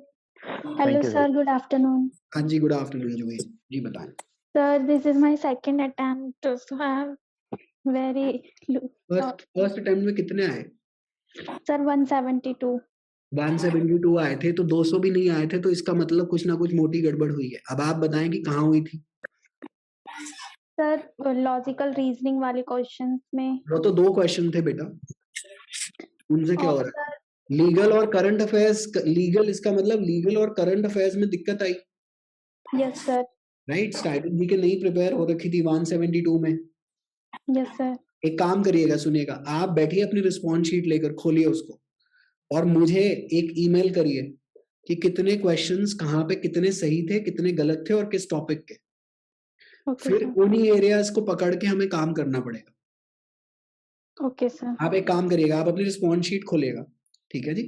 रिस्पॉन्स शीट में आप लिखिएगा, एक टेबल बनाइएगा, क्वेश्चन 1 2 3 4 5, और मुझे अपने सारे जो इनकरेक्ट हैं वो भेजिएगा। मैं आपको देख के बताऊंगा कि आप कहाँ पे जाएंगे। Okay sir. ठीक है जी, तो ये काम ईमेल पे करेंगे क्योंकि बहुत स्पेसिफिक है आपके लिए।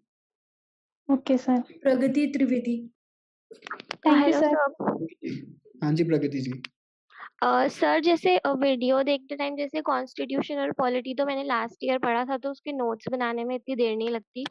मगर करंट अफेयर के जब नोट्स बना रहे हैं तो बार बार बैक करके देखनी पड़ रही है, तो वो भी वॉच टाइम में इंक्लूड होगा क्योंकि उसको टाइम लग रहा है समझने में।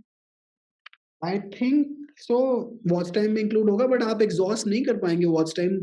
थ्राइस है वॉच टाइम। वॉच टाइम के मुझे नहीं पता लोगों को इतनी टेंशन क्या है कि मेरा वॉच टाइम खत्म हो जाएगा। मान लेते करंट अफेयर्स का हो भी गया वॉच टाइम खत्म, तो क्या हो गया, कितनी बार देखना है वो, ठीक है सर। है ना, उसमें कोई टेंशन। देखिए जो लोग कहीं पे अगर कोर्स शेयर नहीं, मान लेते एक वीडियो 40 मिनट का है, ठीक है जी, तो इंटू 3 करके कितने हुए, 40 40 120 मिनट हो गए। 40 मिनट के बाद 40 मिनट 80 मिनट, 80 मिनट के ऊपर फिर 40 मिनट, कितने हो गए 120 मिनट। तो वो वीडियो अगर आप 2 घंटे भी वापस प्लेबैक कर लेंगे तो भी वॉच टाइम खत्म नहीं होगा। जो लोग शेयर वेयर नहीं कर रहे, वॉच टाइम तो खत्म नहीं हो सकता। वॉच टाइम की टेंशन वेंशन मत लीजिए आप, नहीं हो पाएगा वॉच टाइम खत्म, क्योंकि हमने 3 बार दे रखा है। यूजली हमारा तो डेवलपर ही कहता है कि तुम पागल हो गए हो, तुम्हें 2 बार ही करना चाहिए, नहीं तो लोग तुम्हारा कोर्स शेयर कर करके खा जाएंगे, क्योंकि वो खत्म हो ही नहीं सकता अनलेस एंड अनटिल कोई बहुत रैपिडली शेयरिंग कर रहा है। तो आई थिंक वो वॉच टाइम में काउंट हो जाएगा, बट आप टेंशन मत लीजिएगा। Okay sir. और सर मेरा भी ये सेकंड अटेम्प्ट है, तो मेरे 171 आए थे जी, अब आप भी और रिस्पॉन्स शीट मेरी बैठ के मुझे मेरी ईमेल। प्रेपरेशन भी मैंने पूरी करी थी, पर पता नहीं इतने कम कैसे हुए। देखो 170 में प्रिपरेशन पूरी नहीं हुई, क्योंकि देखो मैं बड़ा कड़वा सत्य बोलता हूँ। देखो मेरी बात का कोई बुरा ना माने, क्योंकि मुझे सिंपैथी देने में कोई अच्छा नहीं लगता। देखो अगर 200 नंबर नहीं आए ना, दैट इज 50%। मैं कहता हूँ नहीं हुआ पेपर, मुझे कोई फर्क नहीं। 200 नंबर नहीं आया इसका मतलब कोई मोटी परेशानी हुई है। अब वो एरिया हमें ढूंढना है पेपर में से। रिस्पॉन्स शीट में बैठो, मुझे ईमेल डालो कि जी कौन से क्वेश्चन कहाँ गलत हो गए, फिर हमें उसी एरिया पे इस साल स्किल अपग्रेड करनी पड़ेगी। क्योंकि मैं देखो जी, आज आप कुछ भी कहो कि पेपर कितना टफ कितना आसान आया हो, अगर आप बहुत क्लोजली और बहुत कड़वे तरीके से एज अ पेरेंट देखोगे, एज अ पेरेंट, जैसे जो माँ बाप तो बड़े बदतमीजी वाले सवाल पूछ लेते हैं, राइट, उसके अंदर मुझे हर कोई बता दे कि 210 से नीचे कैसे आए थे। 210 मैं बोलता हूं उसको, राइट। अब किसी ने यहाँ पे लिखा है चार्ट के अंदर, एक second, I got 229 in my first attempt, Shivangi Dwivedi. ये किस्मत की मारी हुई है, इनको किस्मत ने डुबो दिया, क्योंकि अगर एक क्वेश्चन इनका और सही हो जाता तो ये 234 पे कट ऑफ हो जाता। लेकिन अगर हम 170 पे हैं, ये ऋषा बोरा कह रही है 228 आए हैं मेरे, ये किस्मत से नहीं निकले 228 229 वाले। 170 पे मैं किस्मत को नहीं ब्लेम कर रहा, मैं खुद पे देखूंगा कि जी मेरे को, मैं कहाँ गलत था कि मेरे 210 भी नहीं आए, राइट। तो प्रगति जी बैठ जाइए, रिस्पॉन्स शीट खोलिए। रिस्पॉन्स शीट डाउनलोड कर ली थी एनटीए पे, अब तो डिलीट हो गई होगी वहां से। यस सर, नहीं डाउनलोड कर ली थी। अब आप बैठकर ये देखेंगे कि कौन कौन से क्वेश्चन इतने सारे कैसे गलत हो गए, या कितने सारे या इतने कम सही हुए, और उन एरियाज पे काम करना है। मान ले लीगल के ही नहीं ठीक हुए तो उन एरियाज पे काम करना है, करंट अफेयर के नहीं ठीक हुए, स्टैटिक जीके के नहीं ठीक हुए, तो उन एरियाज पे हमें काम करना है। वो आप ईमेल करेंगी मुझे, ओके और उस पर फिर हम डिस्कस कर लेंगे कि क्या करना है। Okay sir. ठीक है जी। अनुभव। हाँ जी, अनुभव जी। Hi sir. सर मेरा एक डाउट था कि जैसे मेरा सर टेक्निकल बैकग्राउंड है, मैं अपनी फील्ड चेंज कर रहा हूँ, मैं मतलब इससे नहीं हूँ बीए एंड ऑल, मैं बीसीए कर रहा हूँ एक्चुअली। तो सर मेरे को थोड़ा लीगल वगैरह में ना थोड़ी दिक्कत हो रही है, तो मेरे को उसके लिए गाइडेंस लेनी थी कि सर अगर लीगल करें, कॉन्स्टिट्यूशन को तो हमने कर दिया फर्स्ट प्रायोरिटी पे, तो उसके बाद क्या प्रायोरिटी रखे, जैसे हो गए एंड ऑल। आईपीसी। अच्छा, फिर उसके बाद आईपीसी सर, ऐसे फिर कॉन्ट्रैक्ट टॉट इकट्ठे ही जाता है, दोनों पति पत्नी एक दूसरे की, और उसके बाद IPR family law. Okay sir. और सर जैसे कॉन्स्टिट्यूशन पढ़ते हैं तो वो लक्ष्मीकांत से पढ़ लें, उसमें कोई इशू है? मैंने लक्ष्मीकांत से मोस्ट रेलेवेंट डिटेल्स तो आपको निकाल के दी ही हुई है, अगर आपको पढ़ना हो, क्योंकि लक्ष्मीकांत बहुत ज्यादा इन डेप्थ है। मतलब आपके पेपर के लिए, मतलब आपके पेपर को अगर एक वो जो आपके मतलब अगर पेपर को ग्लाइडर की जरूरत है तो लक्ष्मीकांत F16 है। तो होता क्या है कि कई बार इतना ज्यादा पढ़ के जब सवाल ही नहीं आएंगे तो करेंगे क्या, राइट? पढ़ सकते हैं, लेकिन उससे पहले कॉन्स्टिट्यूशन एंड पॉलिटी में मैंने लक्ष्मीकांत का एक अच्छा, लक्ष्मीकांत का मॉड्यूल मेरे को थोड़ा सा रीशूट करना है, वो मैं अभी करूंगा। बट वैसे ऑलरेडी रीशूट ना भी करूं तो भी जितनी रेलेवेंट डिटेल्स है वो वहां पे पड़ी हुई है आपके कोर्स के अंदर। पहले वो आप निपटा लीजिए, और लक्ष्मीकांत के पहले 5 चैप्टर तो जरूर पढ़ लीजिएगा अगर आपको पढ़ने हो तो। जी सर। नहीं तो otherwise bare act is king, bare act से ऊपर कुछ नहीं है, बेयर एक्ट ही सब कुछ है। और जब भी लेक्चर्स भी पढ़ें तो कृपया करके बेयर एक्ट खोल के वो आर्टिकल जो मैं आपको लेक्चर में बोल रहा हूँ वहां से आप पढ़ लीजिएगा। सर सैंपल पेपर्स वगैरह जो हैं वो अगर 2018 मतलब 19 से पहले वाले हैं तो हम उनको इग्नोर करते क्या, क्योंकि उनका थोड़ा सा पैटर्न। हेलो कुछ इग्नोर नहीं करना, आपके लिए वो क्वेश्चंस उतने ही रेलेवेंट हैं।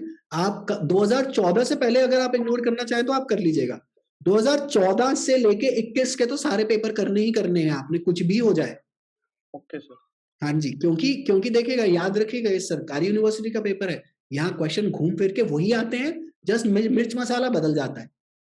अच्छा, अब जैसे मान लेते हैं 2020 का क्वेश्चन था ये, मैं आपको एग्जैक्ट क्वेश्चन तो मैं रिकॉल नहीं कर पा रहा, लेकिन मैं आपको बता देता हूँ कि fundamental duties were added in which year. ये क्वेश्चन था, fundamental duties were added in which year. अच्छा, ये आपको जो क्वेश्चन था इसके अंदर आप समझेगा, इसके अंदर ये था सीन कि fundamental duties were brought in by which amendment, 42nd amendment. 42nd amendment का ईयर कौन सा था जी? 76। तो इसका आंसर क्या बना? 76। अब इसने ये नहीं पूछा कि 42nd constitutional amendment was inserted या brought in with which year, यही था ना? जी सर। ये डायरेक्ट नहीं पूछा, क्योंकि DULLB के वो जमाने गए जब यूनिवर्सल सिंगल से कृपया करके मतलब काम हो जाता था। लेकिन ये क्वेश्चन सेम है बाय द वे, 2012-13 में पूछा गया होगा, 14 में पूछा गया होगा कि 42nd अमेंडमेंट का ईयर बताओ।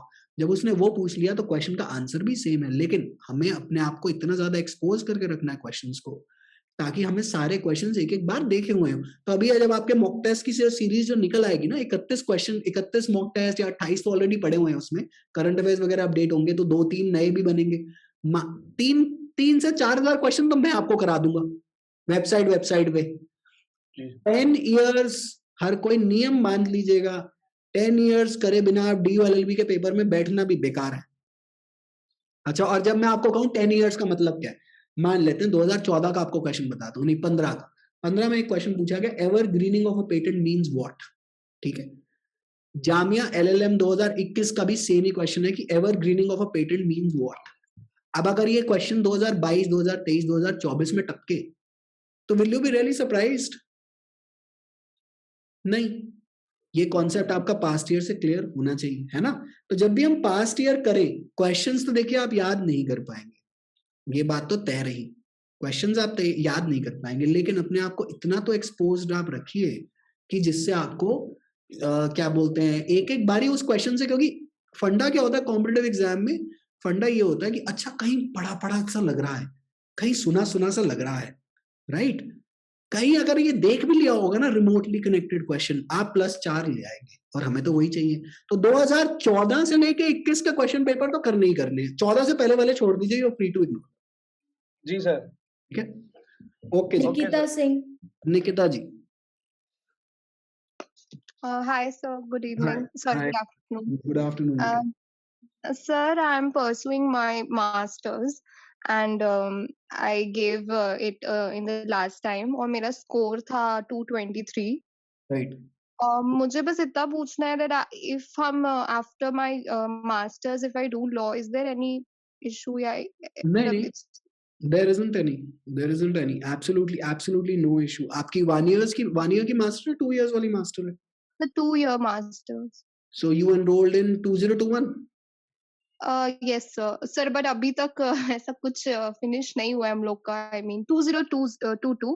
कोई बात नहीं, you just take the exam and do not declare in your form that you're already enrolled in your masters, otherwise they will create. Yes sir, because last year भी मैं जब भर रही थी ना तो there was an option, but फिर मैंने अपने college से consult किया तो they were like don't mention, तो मैंने नहीं किया। You cannot mention it because in the counseling process they are going to just, even if you have cleared the exam, they'll just throw out your application. So why? because it is not legally allowed to pursue 2 degrees at one time, no? Because let us say that in your first year, let us say that you get selected this year, right?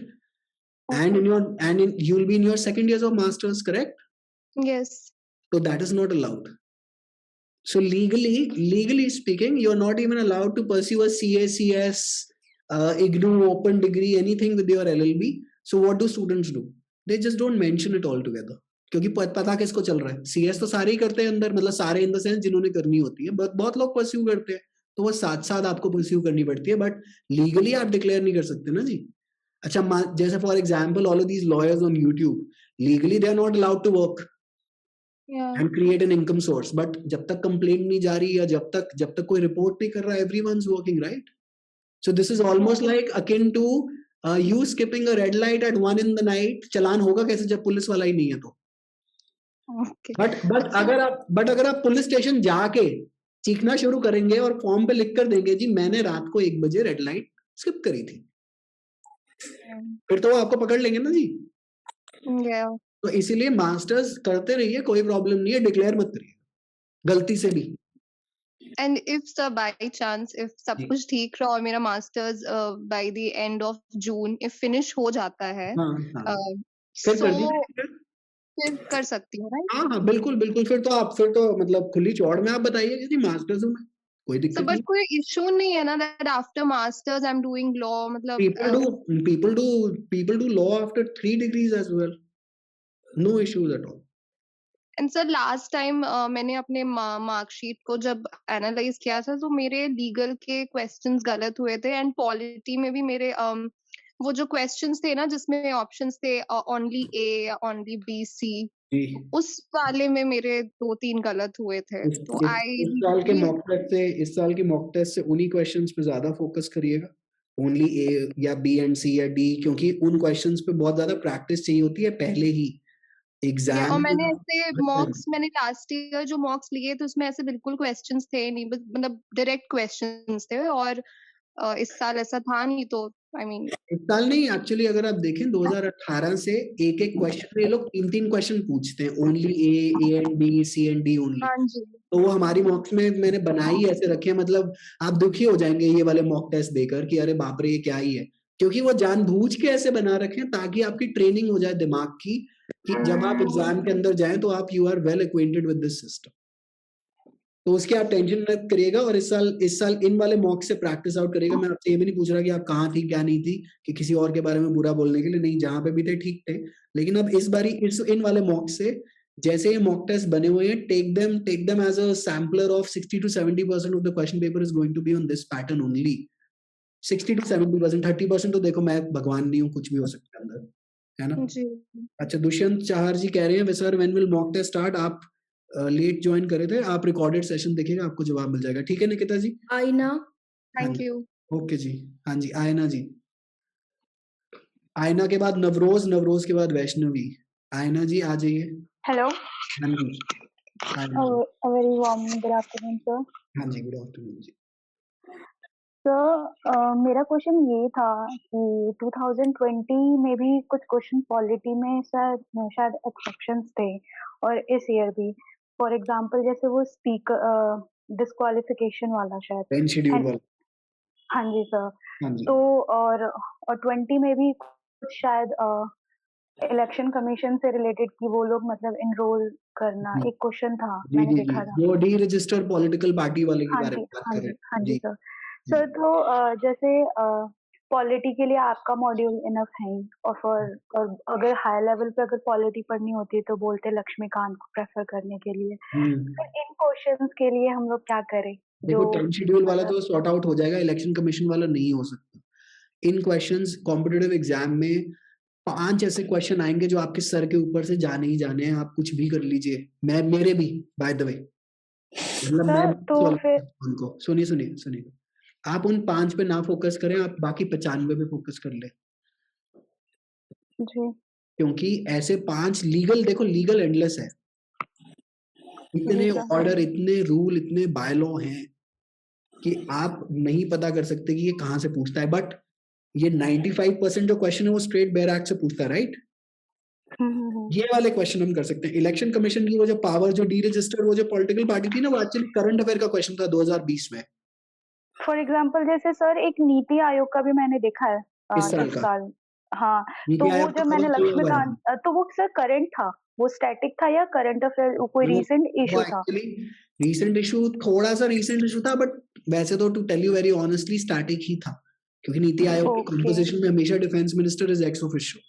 वो लोग लड़ रहे थे कि sir, नहीं, तो वो defence मेरा क्वेश्चन ये है आपसे कि कोई है ऐसी मतलब एक्स्ट्रा कोई बुक या फिर मतलब कहीं से जो नहीं, ये जो स्टैटिक थोड़े बहुत एटलीस्ट हम पूरी लक्ष्मीकांत तो नहीं, लेकिन जो हमारे डीयू में ही लक्ष्मीकांत के जो लेक्चर्स, चैप्टर्स आते हैं लक्ष्मीकांत के जो लेक्चर्स मैंने इंसर्ट करे हुए हैं कॉन्स्टिट्यूशन पॉलिटी वाले जी सर। हाँ मॉड्यूल के अंदर, राइट? हाँ।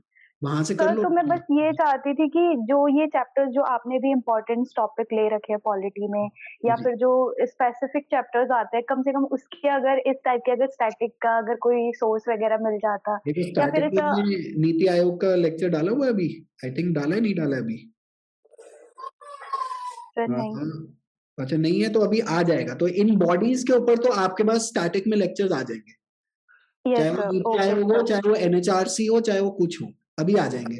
वैसे नीति आयोग का डल चुका है यार, नीति आयोग का डाला था, नहीं डाला था। Okay sir. सर एक और क्वेश्चन है sir, my static GK is very poor, तो आपकी तो जो मॉड्यूल है वो इनफ है, या फिर मुझे थोड़ा सा मतलब अपने लिए वर्क करने के लिए लूसेंट करनी पड़ेगी ना सर? कोई तो लूसेंट में भी लूसेंट मत करो, मेरी बात सुनो। मेरे लिए सिर्फ और सिर्फ ये काम कर दो, important book list, important days तो हम कवर कर ही रहे हैं। United nation yes sir. In and out इससे कर दो। और अभी मैं एक काम करो, सुनो, मुझे 15 फरवरी तक का टाइम दो, मुझे मेरा ओके स्टैटिक सर। जीके का मॉड्यूल पूरा करने दो। उसके बाद कुछ रह जाए फिर वो बाहर से देखेंगे कि क्या करना है। बट मोस्टली ओके तो सर। मेरा जो प्लान है उसके अंदर मैं आपको बहुत कुछ करा दूंगा, पास्ट ईयर्स में से निकाल निकाल के भी। ठीक है, okay sir, thank you so much. Lucent रहने दो अभी। Okay sir, thank you so much sir. हाँ जी, ओके जी। Navroz ji. Navroz. Hello, good afternoon, sir. I good hope you're afternoon doing जी। great. Actually, last year I also gave my attempt and I found my paper little on the harder side. Like I got just 197, but like I guess I was not very well prepared. Like my BPM static wasn't very good. तो अभी मैं उस पे ज़्यादा focus कर रहा हूँ। I just wanted, like there's a single request, if you could give us a sample timetable, because थोड़ा ऑनलाइन क्लासेस में you lose your target. ठीक है तान्या जी, लिख लो, हम बना के एक पीडीएफ बना के भेजता हूँ मैं आपको। Okay sir. जी, ठीक है, संडे तक आएगी, लेकिन हमें 3-4 कोई दिन बात नहीं, कोई बात। Thank you so much. ठीक है जी। Vaishnavi. ओके ओके, वैष्णवी जी।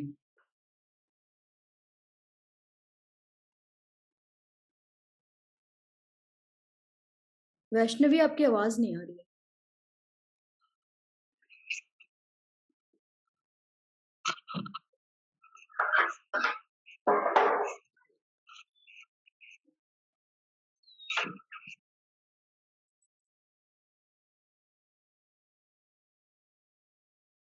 अच्छा, आगे चलते हैं। शिखा शिखा। पे चलते हैं। है सब। तो मैंने भी इस साल दिया था अटेम्प्ट, पर मेरा महाराष्ट्र में केसी लॉ कॉलेज में हो गया है। तो अच्छा। I am thinking of taking admission there as well as giving DU. तो या आगे चल के इसमें प्रॉब्लम तो नहीं आएगी, नहीं आएगी। जस्ट डोंट डिक्लेयर कि आप केसी लॉ कॉलेज में हैं, और अगर यहाँ पे हो जाए तो वहां से अपनी एडमिशन विड्रॉ कर लेना। पर बट सर एक अगर बैकअप तो रख माइग्रेशन लो। वगैरह सर्टिफिकेट हाँ जी। माइग्रेशन सर्टिफिकेट वगैरह अगर आगे सबमिट करने होंगे तो माइग्रेशन सर्टिफिकेट फिर वहां से रिलीज करा लेना केसी लॉ कॉलेज में। अभी तो सब कुछ ऑनलाइन ही डिपॉजिट होंगे ना। हाँ, पर नहीं, अब अगर नेक्स्ट माइग्रेशन तो मुझे केसी लॉ कॉलेज का मिलेगा ना, नहीं बट नहीं मैंने नहीं जो दिए नहीं थे नहीं नहीं नहीं नहीं नहीं नहीं नहीं नहीं, आपको केसी लॉ कॉलेज तो आप डीयू में डिक्लेयर ही नहीं कर रहे ना कि आप कभी केसी लॉ कॉलेज गए थे। आपका माइग्रेशन पिछली वाली यूनिवर्सिटी जैसे जाएगा सीधा डीयू में, क्योंकि केसी लॉ कॉलेज तो आपको तब माइग्रेशन देगा जब आपकी एलएलबी पूरी हो जाएगी। अच्छा, मुझे हाँ वो जी। वही आपने कंफ्यूजन है ग्रेजुएशन कहाँ से करी है? डीयू से। तो डीयू में तो माइग्रेशन, इंटर माइग्रेशन चाहिए नहीं ना, सिर्फ डिक्लेयर करिएगा ना डीयू एलएलबी में कि मैं डीयू से ही हूँ जी। नहीं, पर जब क्या होता है, अगर मुझे केसी में लेना है तो वहाँ माइग्रेशन सबमिट करना होगा, हाँ तो जी, फिर मैं हाँ जी, DU वो आपको डीयू से माइग्रेशन केसी लॉ कॉलेज में सबमिट करना है, लेकिन डीयू से डीयू में तो कोई नहीं सबमिट करना ना, और डीयू में आप बताइएगा ही नहीं ना कि आप फर्स्ट ईयर आपने कहीं और एनरोल करा था। अच्छा, हाँ, फिर हाँ ठीक जी, है। जब आप वो बताएंगे नहीं तो उनके लिए आप कौन है? आप डीयू से की ग्रेजुएट है, राइट? यस। तो उनको चाहिए ही नहीं, और अगर उनको चाहिए भी होगा तो वो पिछले वाले कॉलेज से आपके इंटरनली मंगा लेंगे, है ना? और ओरिजिनल, और सिंस आपकी ऑनलाइन एडमिशन होगी तो आपको फिजिकल, आप माइग्रेशन सर्टिफिकेट तो आप सिर्फ स्कैन करके ही देंगी ना केसी को, हाँ। तो कोई बात नहीं, ये वाले मांगे, इनको भी नहीं, दे वहाँ दो। पे वो बुला अच्छा, वो बुला वहाँ रहे हैं, पे कोई बात नहीं, कोई बात नहीं, वहां पे अगर आप एनरोल होना चाहते हैं आप जरूर हो जाइए। जब आप डीयू दोबारा देंगे तो डीयू में बस ये मत बताइए कि I am already a first year law student, क्योंकि फिर तो वो कहेंगे ना कि जी आप जाओ, आपकी तो एडमिशन हो चुकी कहीं और पे, हाँ। तो आप बता नहीं सकते वहां पे बेसिकली इस बारी फॉर्म के अंदर। Okay, thank you. Harshpreet. Harshpreet ji के बाद ऋषा, ऋषा जी के बाद Tejashwi ji. Good afternoon, sir. हाँ जी, good afternoon. Sir, in 2019, you had published a workbook called Legal Eagle, which had a lot of practice questions related to legal and static and all, also about the current affairs. So, should we expect the same in 2021? Like, we'll be getting any PDF? You will be getting practice question sets in the mock test series only. Okay, sir. वो legal वहां से, वो तो that is free to download. Yes, sir. Yes. वो download हो गया, it's just been I think 3 to 4 questions are outdated now, जैसे कि करंट अफेयर्स की, वो जो सॉरी करंट जजेस की स्ट्रेंथ कितनी है, हाँ ये जी, sir. बाकी Yes, तो sir. सब आपका मॉक से काम हो जाएगा। ठीक है sir. And sir, apart from that, करेंगे। should we refer to any book for practicing all these legal principles questions? Legal principle के क्वेश्चंस, हाँ जी, sir. लोग कहेंगे AP Bhardwaj, but that book is filled with errors. So there was one Wiley's, I guess. हाँ, वाइलीज अच्छी है, और CLAT reality के पास्ट ईयर्स कर लीजिए। ठीक है sir. Those are more than good enough. So always stick to past years. So for example, मतलब to get good quality questions, why not pick up TU के past years? Yes, right? sir. जो कि validated questions. What happens in these universal single और ये बाकी जितनी किताबें हैं, their answer keys are only barely like 65-70% correct. उसके अंदर स्टूडेंट को, अच्छा mostly the student is correct कि यार लीगल रीजनिंग में मैं ये क्वेश्चन, ये रीजनिंग लगा रहा हूँ, तो ये ठीक ज्यादा होना चाहिए। मुसीबत ये आती है कि जी वो ठीक, आप सही है, किताब गलत है, उसमें आपको अपने ऊपर सेल्फ डाउट आना शुरू हो जाता है कि फिर अगर ये किताब यहाँ गलत है तो बाकी जगह भी गलत होगी, राइट? सो उसका एक ही तोड़ है, क्योंकि जैसे हम लीगल रीजनिंग का हम जो काम कर रहे हैं, क्लैट एआईएलटी के पास्ट ईयर से क्या बोलते हैं, उन क्वेश्चंस को आप रेफर कर सकते हैं, because those are valid questions. अच्छा, उसके अंदर भी एक मुसीबत है, that every question paper has at least 1 to 2 questions which got scrapped, which we won't know about, right? तो अगर कहीं पे डाउट आता है कि यार ये कुछ गलत लग रहा है, तो मोस्ट लाइकली आप सही हैं कि वो कुछ गलत हो सकता है वहां पर, because in every law entrance 1 to 2 questions every year have to get scrapped or their options flipped out. So these books don't contain those correct answer keys, right? But be rest assured that once you're through with that mock test series eventually, before taking the exam this year, you will have had enough sufficient practice of each and every sort of question. मैंने अभी वहां पे जानबूझ के I'm not releasing them because it's way too early right now.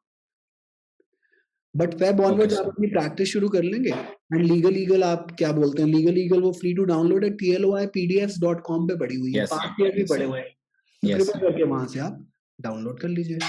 Risha. Okay ji, Risha ji. Good afternoon, sir. Good afternoon. Sir, actually, I had already purchased this course in 2021, but I was unwell, so I could not really prepare nicely. I just prepared for only 1.5 or 2 months. But during that time, I had covered the constitution part, the static GK part. The constitution and the static GK part, whatever was there in the 2021 module, I have already covered those. Okay. So, sir, in the 2020 module, except those lectures which you will reshoot and re-upload it, can I skip already the covered parts? You can, अच्छा, लेकिन but come back to those parts. अच्छा, आपने कब prepare करा था, कौन से महीने में, पिछले साल? So I prepared during July and August. July and August, so let it, so इस टाइम स्किप करेंगे, लेकिन मई में वापस just watch them once. Okay. क्योंकि मैं काफी कुछ चेंज करने वाला हूँ वहां पे, so अप्रैल मई के आसपास obviously overall broadly is going to be the same, but the presentation is going to be new. Right?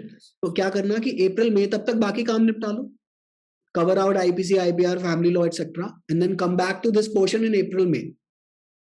Okay sir, ठीक है? हाँ जी, ओके। तेजस्वी। हेलो सर, नमस्ते। हाँ जी, तेजस्वी सर इस बार मेरा भी सर सेकंड अटेम्प्ट है। तेजस्वी जी की फोटो बहुत बढ़िया है। I got sir 231 number. अच्छा 231, अरे किस्मत ले डूबी। एक मार्क्स से रह गए सर। हाँ, किस्मत ले डूबी।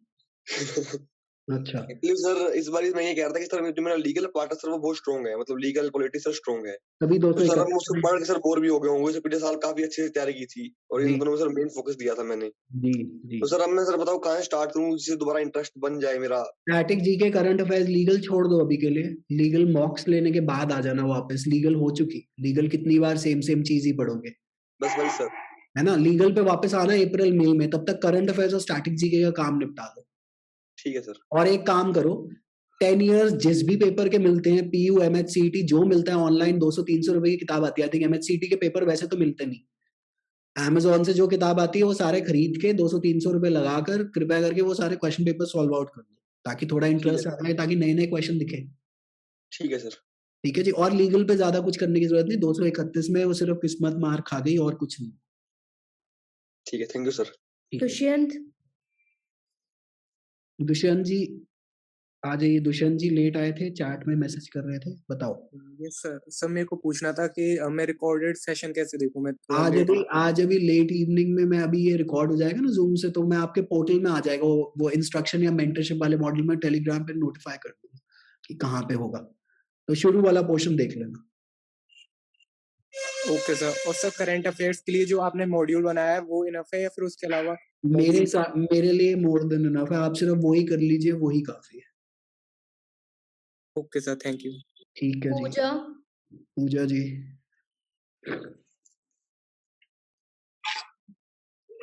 हेलो। हाँ जी sir, am I audible? Yes yes. Sir analyst के जो सब्जेक्टिव में भी स्टैटिक जीके की जरूरत है, बिकॉज हम लोग कोर्स से जो स्टैटिक जीके करेंगे दैट इज फैक्ट बेस्ड। तो देखिए पार्ट बी में कौन सी स्टैटिक जीके की जरूरत, in the sense current affair के 3 टॉपिक्स पे वो आपसे ऐसे लिखने को कहेगा, मतलब एक आपको चॉइस देगा, राइट? Yes sir. आपको चॉइस देगा। तो मोस्टली वो जो करंट अफेयर जो इस टाइम जो इंटरनेशनल रिलेशंस पे जो क्वेश्चन है, इस टाइम मान लेते हैं कि चाइना ने जैसे गलवान वैली के अंदर अपना झंडा लहराया है, मतलब वीडियो दी है, तो उसके ऊपर इम्प्लीकेशन क्या है हमारे इंडिया चाइना रिलेशन पे, ऐसा कुछ क्वेश्चन आएगा। तो जब आप स्टैटिक जीके कह रही हैं तो मेरे हिसाब से स्टैटिक जीके में वो नहीं जाएगा। पार्ट बी में कह रहा हूं मैं। पार्ट ए का तो पार्ट ए में तो जाना ही जाना है। पार्ट ए तो आपने कवर कर ही ली है। पार्ट बी के अंदर वो ऐसे पूछेगा कि COP26 पे इंडिया ने कोल एमिशंस के बारे में क्यों नहीं कमिट करा, आप बताएं। फिर आपको उसमें वो कहानी देनी पड़ेगी कि जी क्योंकि वो डेवलपिंग है और हम लोग डेवलपिंग नेशन है, यूएसए वगैरह ऑलरेडी डेवलप हो चुके हैं और अभी दूसरी इलेक्ट्रिक सोर्स ऑफ फ्यूल इतने नहीं है, तो उसके अंदर हमें क्या बोलते हैं, हम कोल नहीं छोड़ सकते इतनी जल्दी। तो ऐसे टाइप के क्वेश्चन आएंगे। Okay sir. तो वो भी आपके करंट अफेयर से मोस्टली अभी आपकी पीडीएफ के अंदर नोट्स तो आ ही जाएंगे। और मोस्टली जो आपको जो मैं टॉपिक एक मॉड्यूल के अंदर मैं आपको टॉपिक्स बता दूंगा कि इस पे अपने सैंपल ऐसे रेडी कर लीजिए पार्ट बी के लिए। Okay sir. तो उससे हमारा काम हो जाएगा। Thank you sir. ठीक है जी, okay, all the best. Pushkar ji. Yes, sir. Good afternoon, sir. Good afternoon. Sir, there are placement assistance council in every college of DU. Are they really helping students in getting placement or internship, or what are the scenario or reality of this placement assistance council? Faculty of law के लिए पूछ रहे हैं आप? बाकी colleges का तो मुझे नहीं पता। No, sir. DU.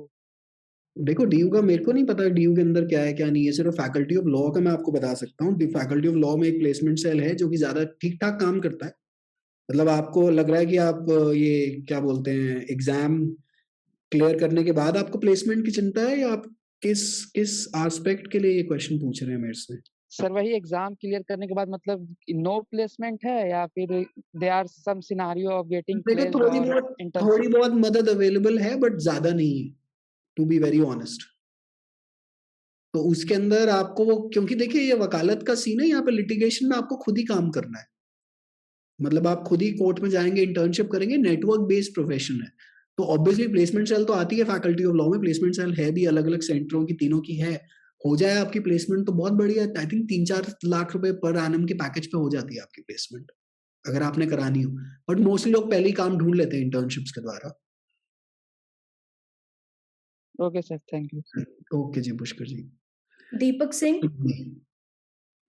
Hello sir. हाँ जी, हेलो जी।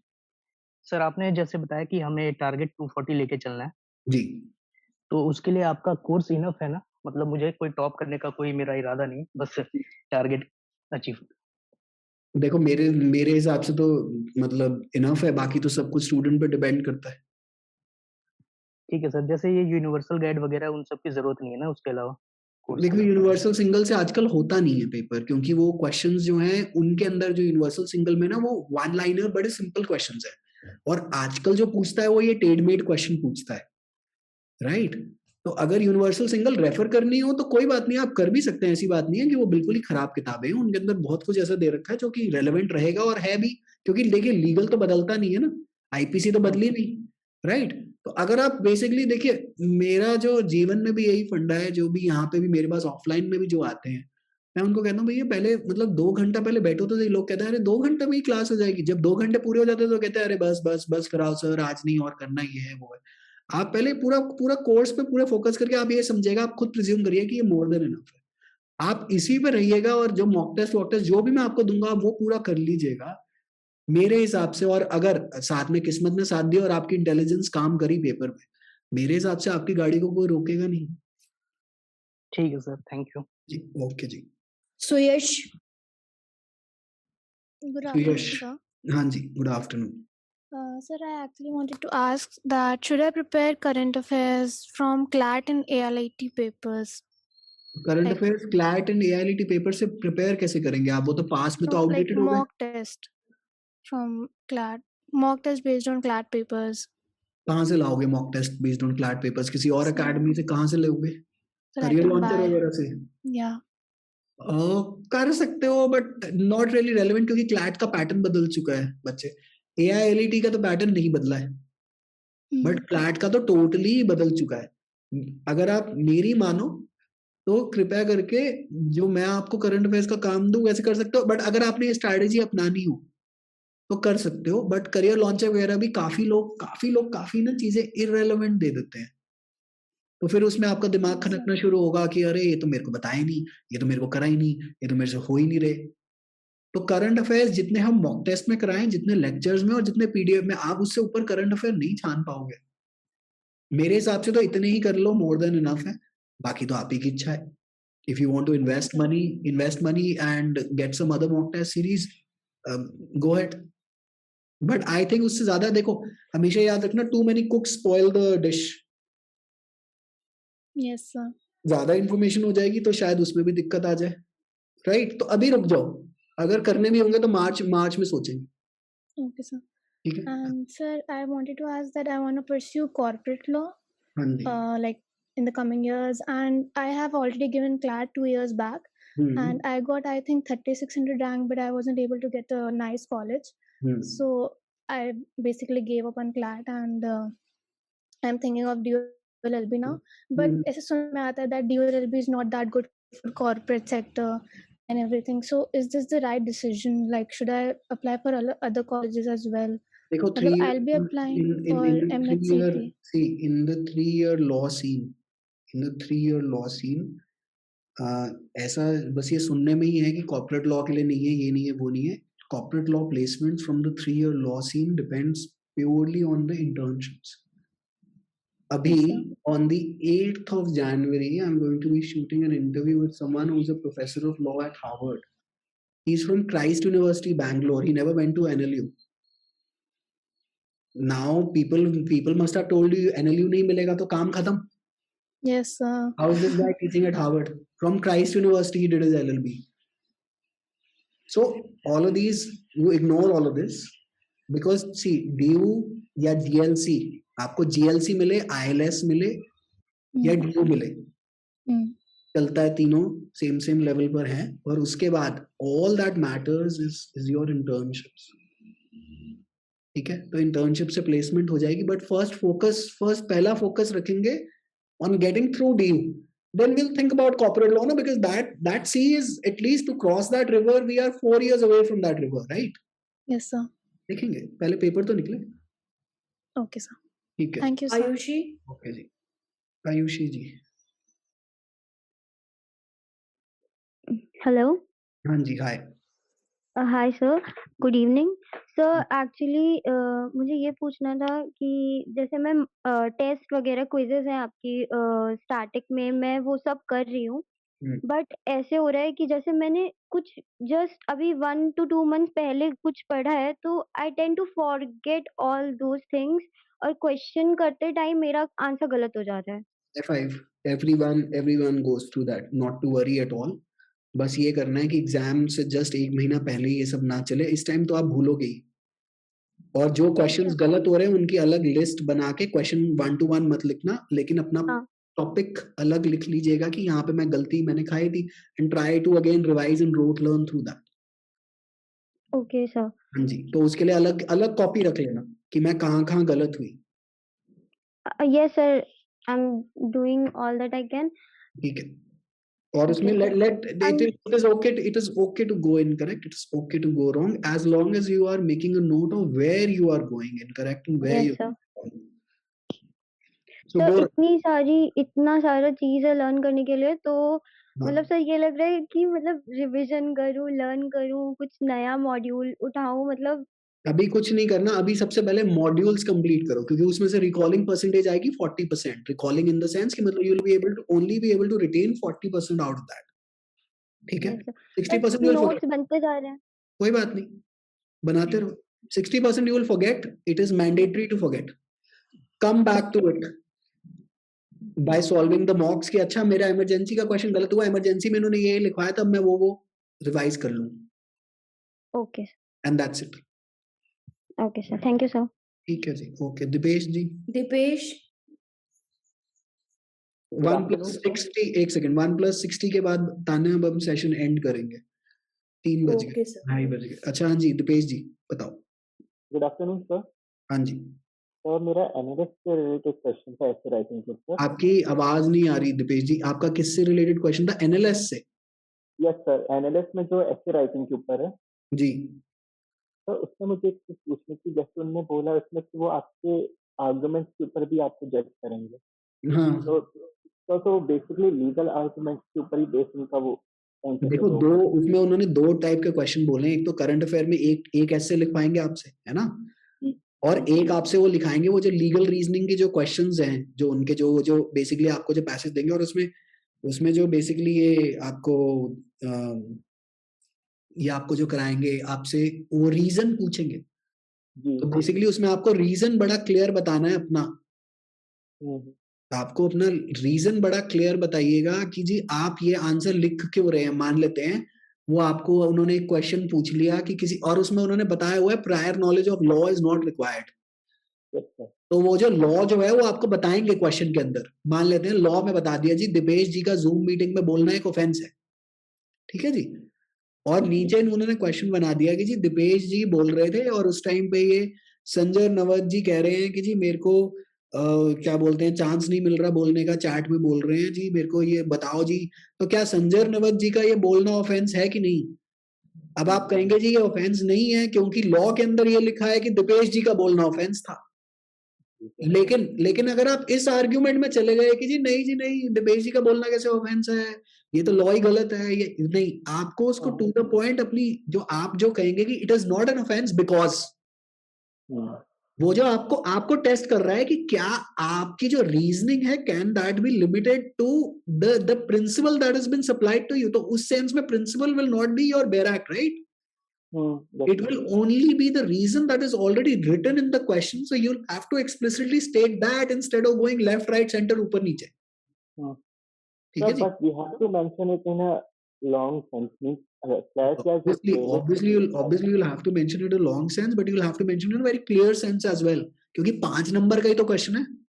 हाँ, it is a 5 marker. पहले टाइम फ्लैट में सब वो 1 लाइनर ऑप्शंस होते हैं, पर यहाँ पे तो 5 नंबर का. तो सुनिए जो 1 लाइनर ऑप्शन जो आप रीजन चूज करके मार्क करते हैं ना, इसके अंदर आपको वो रीजन बताना है। मतलब एमसीक्यू अब आप जैसे क्लैट रियलिटी में जो वन लाइनर जो आता है कि जी ये रहा जी प्रिंसिपल, ये रहे फैक्ट, बताओ, यही है ना। तो अब आपको इसके अंदर, अब आप जो ऑप्शन जो मार्क करेंगे वो ऑब्वियसली किसी रीजन पे होगा, राइट। इसके अंदर आपको वो रीजन इनको क्लियरली और वेल एक्सप्लेन कर कर आना है कि भाई साहब मेरा ये रीजन है इस डिसीजन के लिए, पूर्ण विराम। ठीक है जी, फंडा क्लियर हो। मैं अभी आपको सिखा दूंगा, अगर इन्होंने कोई सैंपल पेपर रिलीज करा ग्रेट, नहीं तो मैं अपने मॉड्यूल के अंदर ये डाल दूंगा, कोई टेंशन लेने की बात नहीं। सर ऐसे राइटिंग के ऊपर कोई वहां पे कोई आपका सोर्स या कुछ आप मैं आपको ऐसे राइटिंग पेपर से पहले अभी फरवरी में बता दूंगा कि तब तक के जनवरी तक के ऐसे कौन कौन से टॉपिक है जिसपे आप सैंपल ऐसे अपना प्रिपेयर करके चलिए। क्योंकि अगर उनमें से एक बाय चांस ईश्वर की कृपा से हिट हो गया, जिसमें वो ही क्वेश्चन आ गया कि 1 आउट ऑफ दीज 3, हमारे नंबर ज्यादा बढ़ जाएंगे ना, तो यूपीएससी वाली अप्रोच हो गई बेसिकली कि मेरा सैंपल ऐसे ऑलरेडी तैयार पड़ा हुआ है। ठीक है जी, ये काम हो गया। ठीक है जी दिपेश जी। अलीशा जी।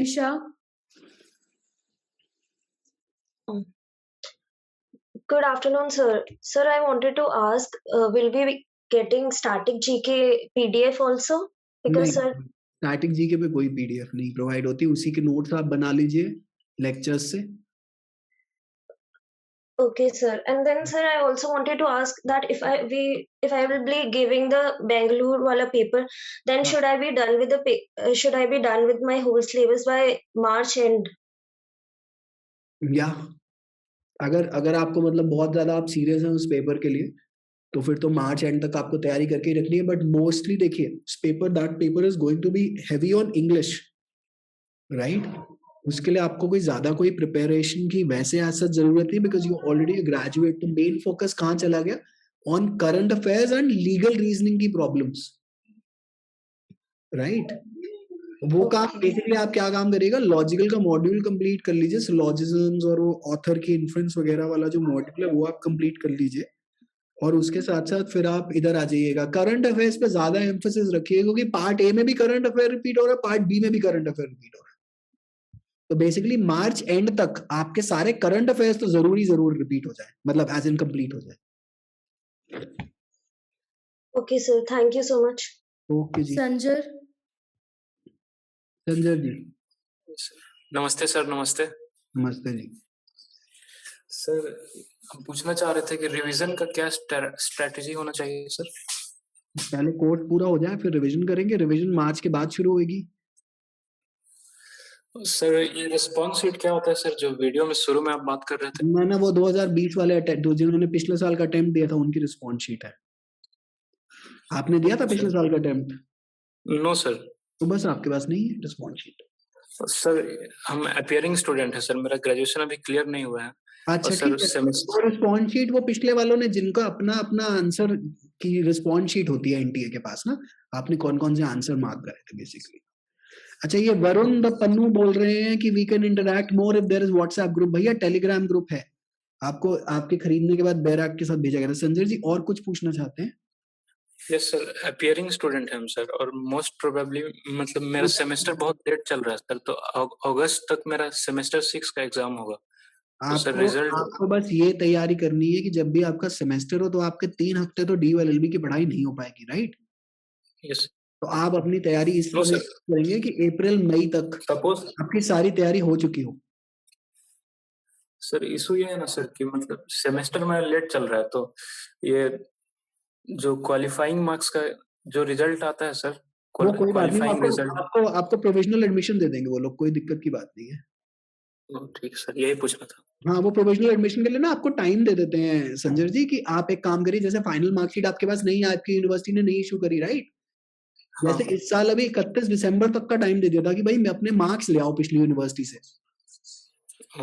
तो सर्टिफिकेट मतलब प्रोड्यूस नहीं करना रहता है ना सर? तो फाइनल आपकी प्रोविजनल मार्कशीट आपको दे देगी ना पिछली यूनिवर्सिटी, रिटर्न में दे देगी कि जी हम फाइनल, तो वो DU में आप सबमिट करा देंगे, आपकी एडमिशन हो जाएगी। उसके बाद जब आपकी फाइनल वो जो पूरी जो गारंटीड वाली जो मार्कशीट वो जो देंगे, उसको फिर आप जब वो फाइनली आएगी तो आप प्रोड्यूस करा दीजिएगा। जैसे मान लेते हैं जैसे मेरी जब ग्रेजुएशन हुई थी तो मेरे को अभी तक DU से डिग्री नहीं आई, अभी उन्होंने रिलीज करी तो ईमेल आया था पिक कर लो। तो पिछले 3 साल जहां मुझे अपनी डिग्री प्रोड्यूस करनी थी, मैंने वो प्रोविजनल वाली करी। ठीक है जी, तो आप Yes, sir. टेंशन मत लीजिए, आप अपनी एडमिशन की टेंशन मत लीजिए। बस सिर्फ एक काम कर दीजिएगा, मेरा हाथ जोड़ के विनती है, बैक मत ले आइएगा, क्योंकि उसके बाद फिर DULLB में पेपर क्लियर भी हो जाए तो भी एडमिशन नहीं होगी। Yes, sir. ठीक है, बैक नहीं आनी चाहिए। ठीक है जी, Yes, sir. ठीक है जी। ठीक सर। आदित्य जी। नमस्ते सर। हाँ जी, नमस्ते। Sir, I want to ask I am doing my C certificate simultaneously with my PBA. I'm from Agra. So, Right. sir, will I get some advantage of NCC C certificate in DULLB? I don't think so. No. No, I don't think that there is any advantage to be had with that certificate. Baki, I can be incorrect. I really don't have full information regarding it. But I think NCC certificate के साथ ऐसा कुछ भी नहीं है। मैंने कभी सुना नहीं, क्या पता क्या पता ये information पूरी ना हो। Okay sir. सर एक चीज और पूछनी थी, जैसे हम लोग जो पढ़ते जाते हैं तो उससे एक दिन पहले जब अगले दिन पढ़ने बैठते हैं तो जितना कल पढ़ा है उतना ही रिवाइज करें, या पूरा जितना अभी तक पढ़ के आ रहे हैं उतना रिवीजन थोड़ा थोड़ा करते चले हैं रिफ्रेश स्टूडेंट पे डिपेंड, ये बिल्कुल प्राइमरली स्टूडेंट पे डिपेंड करता है कि स्टूडेंट की अप्रोच कैसी रहती है। आप बताएं आपको क्या सूट करता है, आपका मन क्या कहता है। सर जैसे मैं पढ़ने बैठता हूँ तो ऐसा लगता है कल का तो थोड़ा बहुत याद है, बट परसों जो पढ़ा था वो एक बार रिकैप कर लेता हूँ, ऐसा थोड़ा लगता है। तो वो कोई सही बात नहीं, वो लॉ के साथ ये दिक्कत चलती रहेगी, उसकी कोई टेंशन नहीं है, भूलने दो उस चीज को, भूल जाओ। अप्रैल मई में वापस आना, forget it is a good thing and then come back to it later. अच्छा ठीक है जी। 1+60 1+60 भैया पहले अपना नाम बताएंगे। Okay Aditya, bye. Hello, sir. Good afternoon, sir. Good Sir, my name afternoon. is Shivangi. ठीक है जी शिवांगी जी। सर मैंने अभी लास्ट जब एग्जाम दिया था तो आई स्कोर 230 मार्क्स। तो मेरा मतलब ये है कि जब एनएल सेट हो रहा है बेंगलोर वाला, तो उसके में ना मेरा जो पार्ट बी मतलब पार्ट ए के लिए कि कॉन्स्टिट्यूशन पॉलिटी लीगल फिर भी थोड़ा काफी आता है, बट मेरे जो राइटिंग सेक्शन है ना बहुत ज्यादा अच्छा नहीं है। तो मुझे ये है कि मैं अभी से अगर, क्योंकि प्लस पॉइंट ये है कि मुझे लीगल पॉलिटी आता है तो मुझे इतना टाइम अभी वो डिवोट करने की जरूरत है, मैं उसकी जगह वो टाइम उसमें डिवोट कर सकती हूँ राइटिंग में। तो उसके लिए कैसे प्रैक्टिस करूँ? उसके लिए कैसे प्रैक्टिस करें, एक काम करें, क्लैट और AILET के 2019, 20 और 21 के क्वेश्चन पेपर उठाएं आप। लीगल रीजनिंग के जो सेक्शन है उसको आप देखें, और लॉजिकल रीजनिंग में जो क्रिटिकल रीजनिंग के पैसेजेस हैं, जैसे ऑथर की इन्फ्रेंस, ऑथर की असम्पशन, वीकेंड वगैरह, बट खैर वो बाद में करेगा, पहले आप लीगल रीजनिंग का काम करें। और उसके अंदर जो आप आंसर मार्क कर रहे हैं उसके अंदर आप ये लिखें कि जी आप इसमें रीजन लिख कर दीजिए। आप रीजन लिखने की प्रैक्टिस अभी से डालनी शुरू कर दीजिए। जो आप आंसर देंगी उसके अंदर उसमें आप लिख लीजिए कि जी मैं रीजन क्या, मतलब इसको मैं क्या मार्क करूंगी। अगर एग्जाम में MCQ ना आया और मेरे से पूछ लिया गया कि जी इसके ऊपर आप आंसर लिखिए, उसमें आप रीजन क्या लिखेंगी वो आप अभी से, और उस आंसर को दोबारा पढ़ के देखिएगा कि एग्जामिनर मुझे नंबर देगा। 5 नंबर का क्वेश्चन है, राइट, कि आपका रीजन इतना क्लियर होना चाहिए कि एग्जामिनर आपको नंबर दे। ठीक है जी। और जो करंट अफेयर के लिए एसे राइटिंग है उसके लिए मतलब मैं न्यूज़पेपर से जो एडिटोरियल सेक्शन आता है उससे कुछ प्रैक्टिस करूं कैसे सर? उससे अगर आप एडिटोरियल पढ़ना चाहती हैं आप पढ़ लीजिए। मैं आपको भी एक टॉपिक लिस्ट प्रोवाइड करूंगा दिसंबर के, जब करंट अफेयर्स हमारे अपलोड हो जाएंगे उसके बाद। उन चीजों को इंटरनेट से किसी भी एडिटोरियल टाइप आर्टिकल पढ़ लेंगे तो आपका एसे तैयार हो जाएगा। मतलब वो टॉपिक तो आपको करने ही करने। Okay sir. और सर जैसे वोकैब थोड़ी मतलब कि अच्छी वोकैब चाहिए होती है, मतलब कि ऑब्वियसली इतने सब अच्छे पेपर दे रहे होंगे, तो मतलब कि वोकैब के लिए जो आपका इसमें इंग्लिश का वो है वो, और बाकी डेली प्रैक्टिस जो न्यूज़पेपर के थ्रू वो सब। बस मोर देन इनफ है, क्योंकि उससे ऊपर आप निकाल भी नहीं पाएंगे वोकैब को, क्योंकि अभी टाइम कम है, क्योंकि वोकैब निकालते निकालते 1 साल लग जाता है। Yes sir. राइट। और वोकैबुलरी बिल्डर इतनी, मतलब अगर आप कोई किताब भी खरीद लेंगे तो अगर आप एक चाहें तो आप एक वोकैबुलरी बिल्डर टाइप एक बुक ले लीजिए, अगर आपको वोकैब थोड़ी सी अपनी ऊपर करनी होगी तो। ठीक है। और अच्छा एक काम करिएगा, पास्ट ईयर देखिए, जो भी एनएल सैट दे रहा है उसके लिए पास्ट ईयर क्लैट और AILET के पेपर बहुत महत्वपूर्ण है। आप ये मत समझिएगा कि वो ज्यादा ही कोई डेविएशन, तो अगर आपको वोकैब भी बढ़ानी है तो उनके अंदर जो सिनोनिम एंटोनिम पूछ रखे हैं वो वाली वर्ड लिस्ट ही कर लीजिए। राइट। तो जो उसके अंदर बार बार पूछा गया है, जैसे फॉर एग्जांपल इनकॉरिजिबल का मतलब पूछा गया था अभी क्लैट 2021, तो ये एक वर्ड हो गया जो आपको पता होना चाहिए। ओके और हो सके तो आप अपने आंसर में यूज भी कर लीजिएगा। Okay right right, sir. ठीक है सर शिवांगी। हम सर हम आपको हाँ जी, मेल भी कर सकते हैं कि अगर कुछ जी राइट। जी जी बिल्कुल करिए। ओके ठीक है थैंक जी, यू सर। हाँ जी, ओके जी। अनुभव जी। Good afternoon sir. हाँ जी। सर एक्चुअली मेरे को पूछना था सर, मैं प्रीवियस एग्जाम दिया था इन विच आई स्कोर 164, तो सर क्या मैं भी रिस्पॉन्स शीट से आपको चार्ट बना के मतलब मेल कर सकता हूँ कि मेरी कहाँ पर मिस्टेक हुई थी? आपके कितने आए हैं पिछली बारी? 164। हाँ तो जरूर बना के भेजिए मुझे। ठीक है सर, मैं एक बार और आपको फिर मेल कर हाँ, दूंगा। और फिर एरिया आइडेंटिफाई करते हैं और उन्हीं पे काम करिए, क्योंकि देखिए स्किल सेट अगर अपग्रेड नहीं हुआ तो स्कोर में क्या 20 नंबर का इजाफा हो जाएगा, लेकिन मुसीबत ये है उससे भी तो पेपर नहीं क्लियर हो रहा। Yes, sir. हमें हमें एक नया सर एक एरिया बार तो आप ऐड करना रिस्पॉन्स पड़ेगा। कर दीजिएगा। मैं बिल्कुल करूंगा, कोई दिक्कत नहीं है। शायद 1-2 दिन बात करूं, लेकिन रिस्पॉन्स जरूर आ जाएगा। ठीक है जी, आ जाइए Kashish ji. Good afternoon sir. Good afternoon. Sir मैं अभी journalism and mass communication pursue कर रही हूँ, लाइक कि मेरा अभी 5th सेमेस्टर के एग्जाम्स चल रहे हैं एंड देन 6th सेमेस्टर है। तो सर अभी मतलब मेरे को जो प्रॉब्लम आती है वो मतलब मेरे को थोड़ी लॉजिकल रीजनिंग में मतलब बहुत प्रॉब्लम आती है, तो सर मैं उसको इम्प्रूव करने के लिए क्या कर सकती हूँ? पहले लॉजिकल रीजनिंग वाला मॉड्यूल देखते हैं। लॉजिकल रीजनिंग वाले मॉड्यूल के अंदर शीतल मैम काम करा रही हैं ऑनलाइन में। उसमें क्या करा करो कि पहले जैसे पहला लेक्चर देख लिया या उन क्वेश्चंस को पॉज कर लिया करो। पहले मैडम को ना सॉल्व कर पाए उसी से पहले पॉज कर लो question, try to solve it yourself. Let the answer go incorrect, not to worry. then let her solve it, and then see whether your solution was the same, your solution was different, or whether you've been able to understand what she is saying.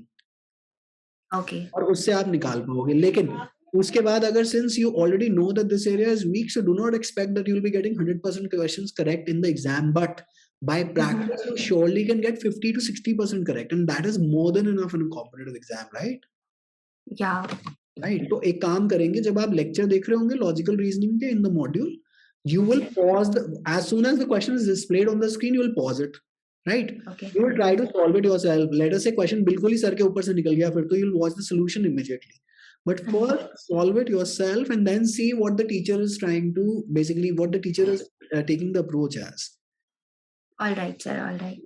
तो वो ऐसा काम हो जाएगा। और उसके बाद RS Agarwal से लॉजिकल रीजनिंग सदा ही प्रैक्टिस कर सकते हैं। नहीं तो अगर नहीं कर रहे तो एक काम करेगा, यूट्यूब पे जाइएगा और वहां पे लॉजिकल रीजनिंग में मान लेते डायरेक्शन टेस्ट, और प्रैक्टिस के लिए बात कर रहा हूँ, डायरेक्शन टेस्ट और उसके आगे टाइप कर दीजिएगा SSC। ओके। तो उसके अंदर वो जो दूसरे एग्जाम के लिए ना उन्होंने लॉजिकल रीजनिंग बहुत ज्यादा पढ़ाई हुई है, यूट्यूब पे फ्री में उपलब्ध है। हाँ जी। तो वहां से प्रैक्टिस आउट कर लीजिएगा, but always to improve your logical reasoning, pause the lecture as soon as the question comes on screen, and then try to solve it and then come back to the solution and see whether it matches. All right sir. Right, that is the only trick to get logical reasoning up to par. All right sir, thank you. Thank you so much. जी, all the best. Hello, good afternoon sir. Good afternoon जी। Sir मेरे 2 questions हैं। एक तो ये कि मैंने कुछ क्वेश्चंस प्रैक्टिस किए थे, उसमें क्या था कि कुछ ऐसे क्वेश्चंस गलत किए थे जिनका मुझे आंसर पता था, लेकिन उनको ठीक से ना पढ़ने की वजह से या क्वेश्चन पे ध्यान ना देने की वजह से कुछ उसके कारण गलत कर दिया, तो ये चीज मेरे को नहीं हो पाती है। एग्जाम एंजाइटी डुबो गई आपको लगता है? आपने इस साल अटेम्प्ट दिया था कि नहीं दिया था? नहीं सर, मैं खुद से प्रैक्टिस कर रहा हूँ और ये मुझे इसमें ये दिख रही है सर। जी, तो अब उसके अंदर अब ये दिख रही है, तो एक काम कर लीजिएगा, नियम साध लीजिए आज से कि आंसर तब तक मार्क नहीं करूंगा जब तक क्वेश्चन 2 से 3 बार ना पढ़ लूं, चाहे सिंपलेस्ट से सिंपलेस्ट क्यों ना हो। नहीं तो ये चीज आपको पेपर में डुबो देगी। ओके सर, एक दूसरा क्वेश्चन ये था सर कि जी बताओ। कि आप एडवाइस करते हो कि 3 से 4 महीने के पढ़ना बहुत है इसके लिए, लेकिन बच्चे फिर भी मैं 5 से 6 महीने एडवाइस करता हूँ। अच्छी प्रिपरेशन हो तो 5 से 6 महीने, आपको ज्यादा इंटेलिजेंट है तो 4 महीने में भी काम हो जाता है। अच्छा अब बताओ, कई बच्चे क्या कह रहे हैं? कई सर 6, 7, 8 महीने तक भी करने के बाद भी उनका नहीं हो पाता। तो ऐसा है, कई लोग तो 2 बार अटेम्प्ट करने के बाद भी नहीं हो पाता। इसका मतलब 2 साल से पढ़ रहे थे और फिर भी नहीं हुआ। तो इसका मतलब है कि कोई फिक्स्ड फॉर्मूला नहीं है। कई लोग उठते हैं 2 हफ्ते में भी क्लियर कर देते हैं, जी सर, जी सर। तो इसलिए कोई फिक्स फॉर्मूला नहीं है, किसी की एडवाइस मत सुनो। मेरे 6 नंबर का चश्मा आप पहनोगे तो आप पे नहीं चलेगा ना।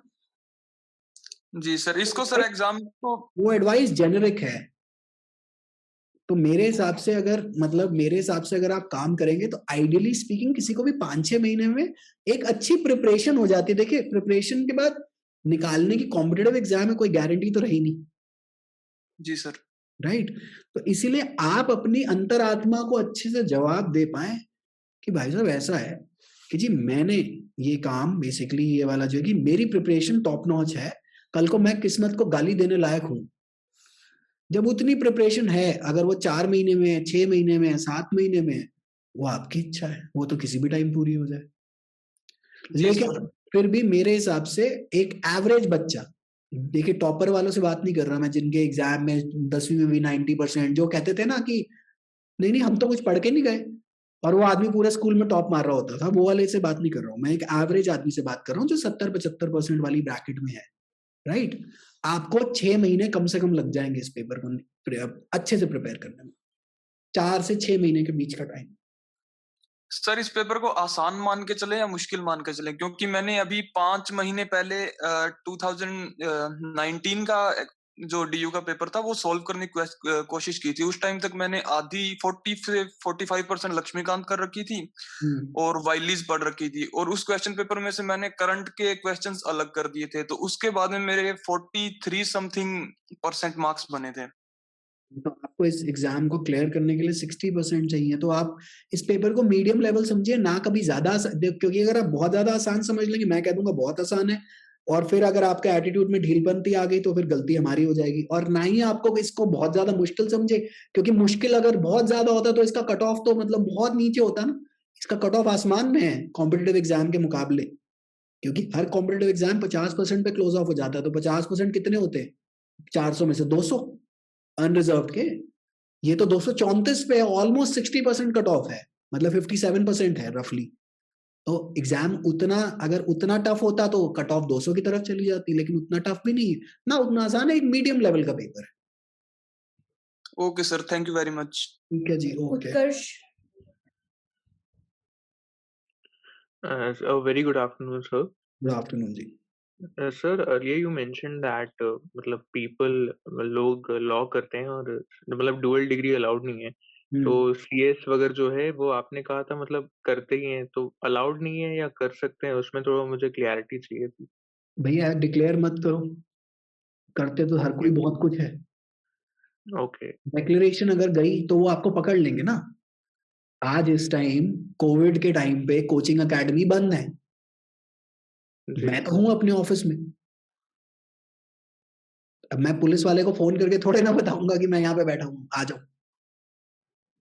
सो मतलब अलाउड नहीं है सर, ऐसा? अलाउड नहीं है, लीगली अलाउड नहीं है भाई। वो तो प्रोस्पेक्टस में ही लिखा होता है CA/CS नॉट अलाउड है। तो उसका अब आपका हल क्या है? आप डीयू में नहीं बताएंगे।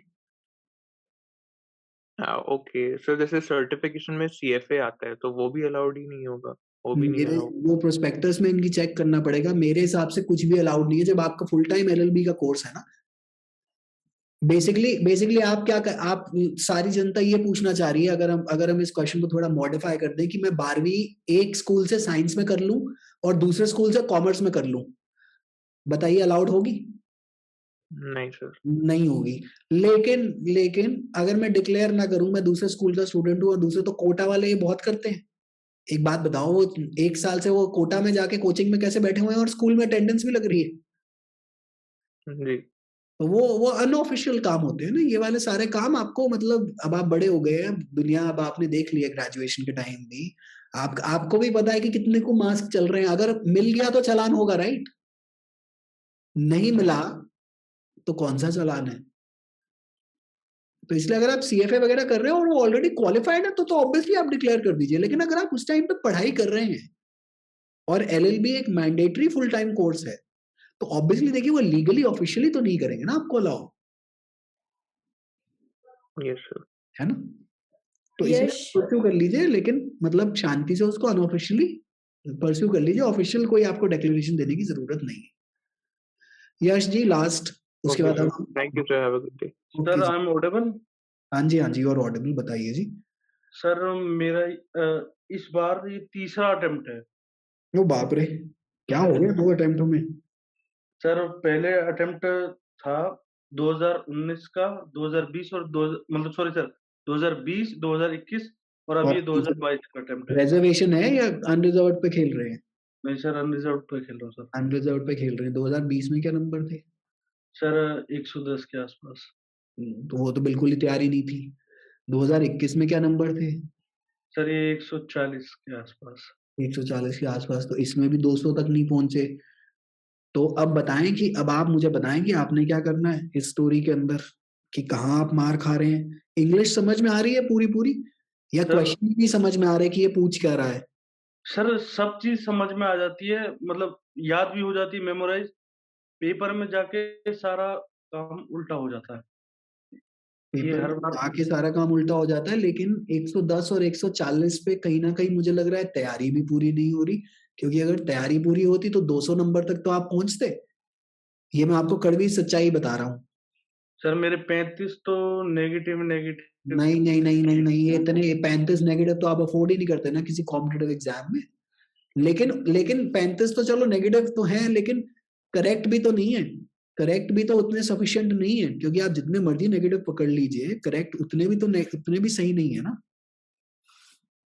सर इसलिए मैं गाइडलाइन के लिए आपसे पूछ रहा था कि आप सबसे पहले बैठिए और मुझे 21 की अपनी रिस्पॉन्स शीट बना के भेजिए। 21 की आप रिस्पॉन्स शीट बना के भेजिए अपनी, कि आप कहाँ गलत थे, कौन कौन से क्वेश्चन आपके गलत हुए हैं। उस हिसाब से फिर मैं आपसे बातचीत करूंगा, फिर मैं आपसे व्हाट्सएप पे बात कर लूंगा।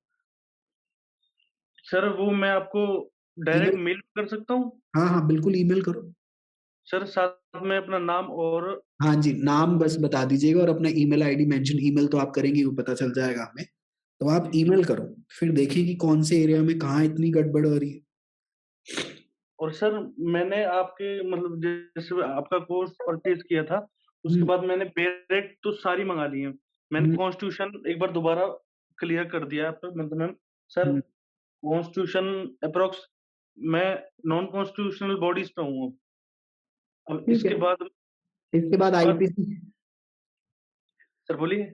इसके बाद आईपीसी, आईपीआर। और सर मेरा हर बार ये रह जाता है कि जब मैं मॉक्स लेता ही नहीं हूँ सर, सबसे वो वाली दिक्कत वाली बात हो जाती है बस। मतलब मैं पेपर अटेम्प्ट करने जाता हूँ तो पेपर का ही चेहरा कुछ अलग आता है। नहीं जी नहीं, आपको सबसे पहले बैठिए और मॉक टेस्ट करिएगा इस बारी, ताकि आपका पेपर का चेहरा थोड़ा मिला जुला हो पेपर से पहले भी। आप एक काम करिए, आप रिस्पॉन्स शीट मुझे भेजिए, फिर हम बातचीत करेंगे। Sir thank you sir. Okay जी, ठीक है जी, all right, see you all, this is the end of the session. Sir last question है sir, one last question. Yes sir, sir ये क्वेश्चन था कि जैसे रीडिंग कॉम्प्रिहेंशन के लिए, आरसीएस के लिए एंड करंट अफेयर्स के लिए, जैसे सर मैं न्यूज़पेपर पढ़ता हूँ ना, तो सर मैं न्यूज़पेपर में ही खो जाता हूँ। 2-3 घंटे इररिलेवेंट न्यूज़ पढ़ रहा हूँ, 3-4 घंटे इररिलेवेंट न्यूज़ पढ़ रहा हूँ, तो सारा टाइम न्यूज़पेपर में निकल जाता है सर। तो क्या मैं उसको स्किप कर दूं और सिर्फ आपके करंट अफेयर वाले मॉड्यूल से स्टिक रहूं? तो कर लो, स्किप करो। स्किप न्यूज़पेपर फिर स्किप कर दूं सर, ना पढ़ूं न्यूज़पेपर? करो, स्किप करो। अगर 3-4 घंटे न्यूज़पेपर में जा रहे हैं तो यूपीएससी थोड़े ना देने जा रहे हैं।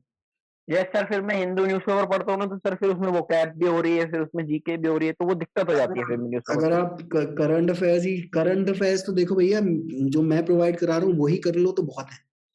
अच्छा, वही कर लो तो बहुत है। लेकिन क्या बोलते हैं, अगर ये 3-4 घंटे अखबार में ही चले गए, फिर लीगल का सेक्शन छूट जाएगा, फिर बाकी सेक्शन छूट जाएंगे, फिर पेपर डूब जाएगा। तो उसको स्किप करें, करंट अफेयर यहाँ पे कर लो। ठीक है जी, all right, take care, bye.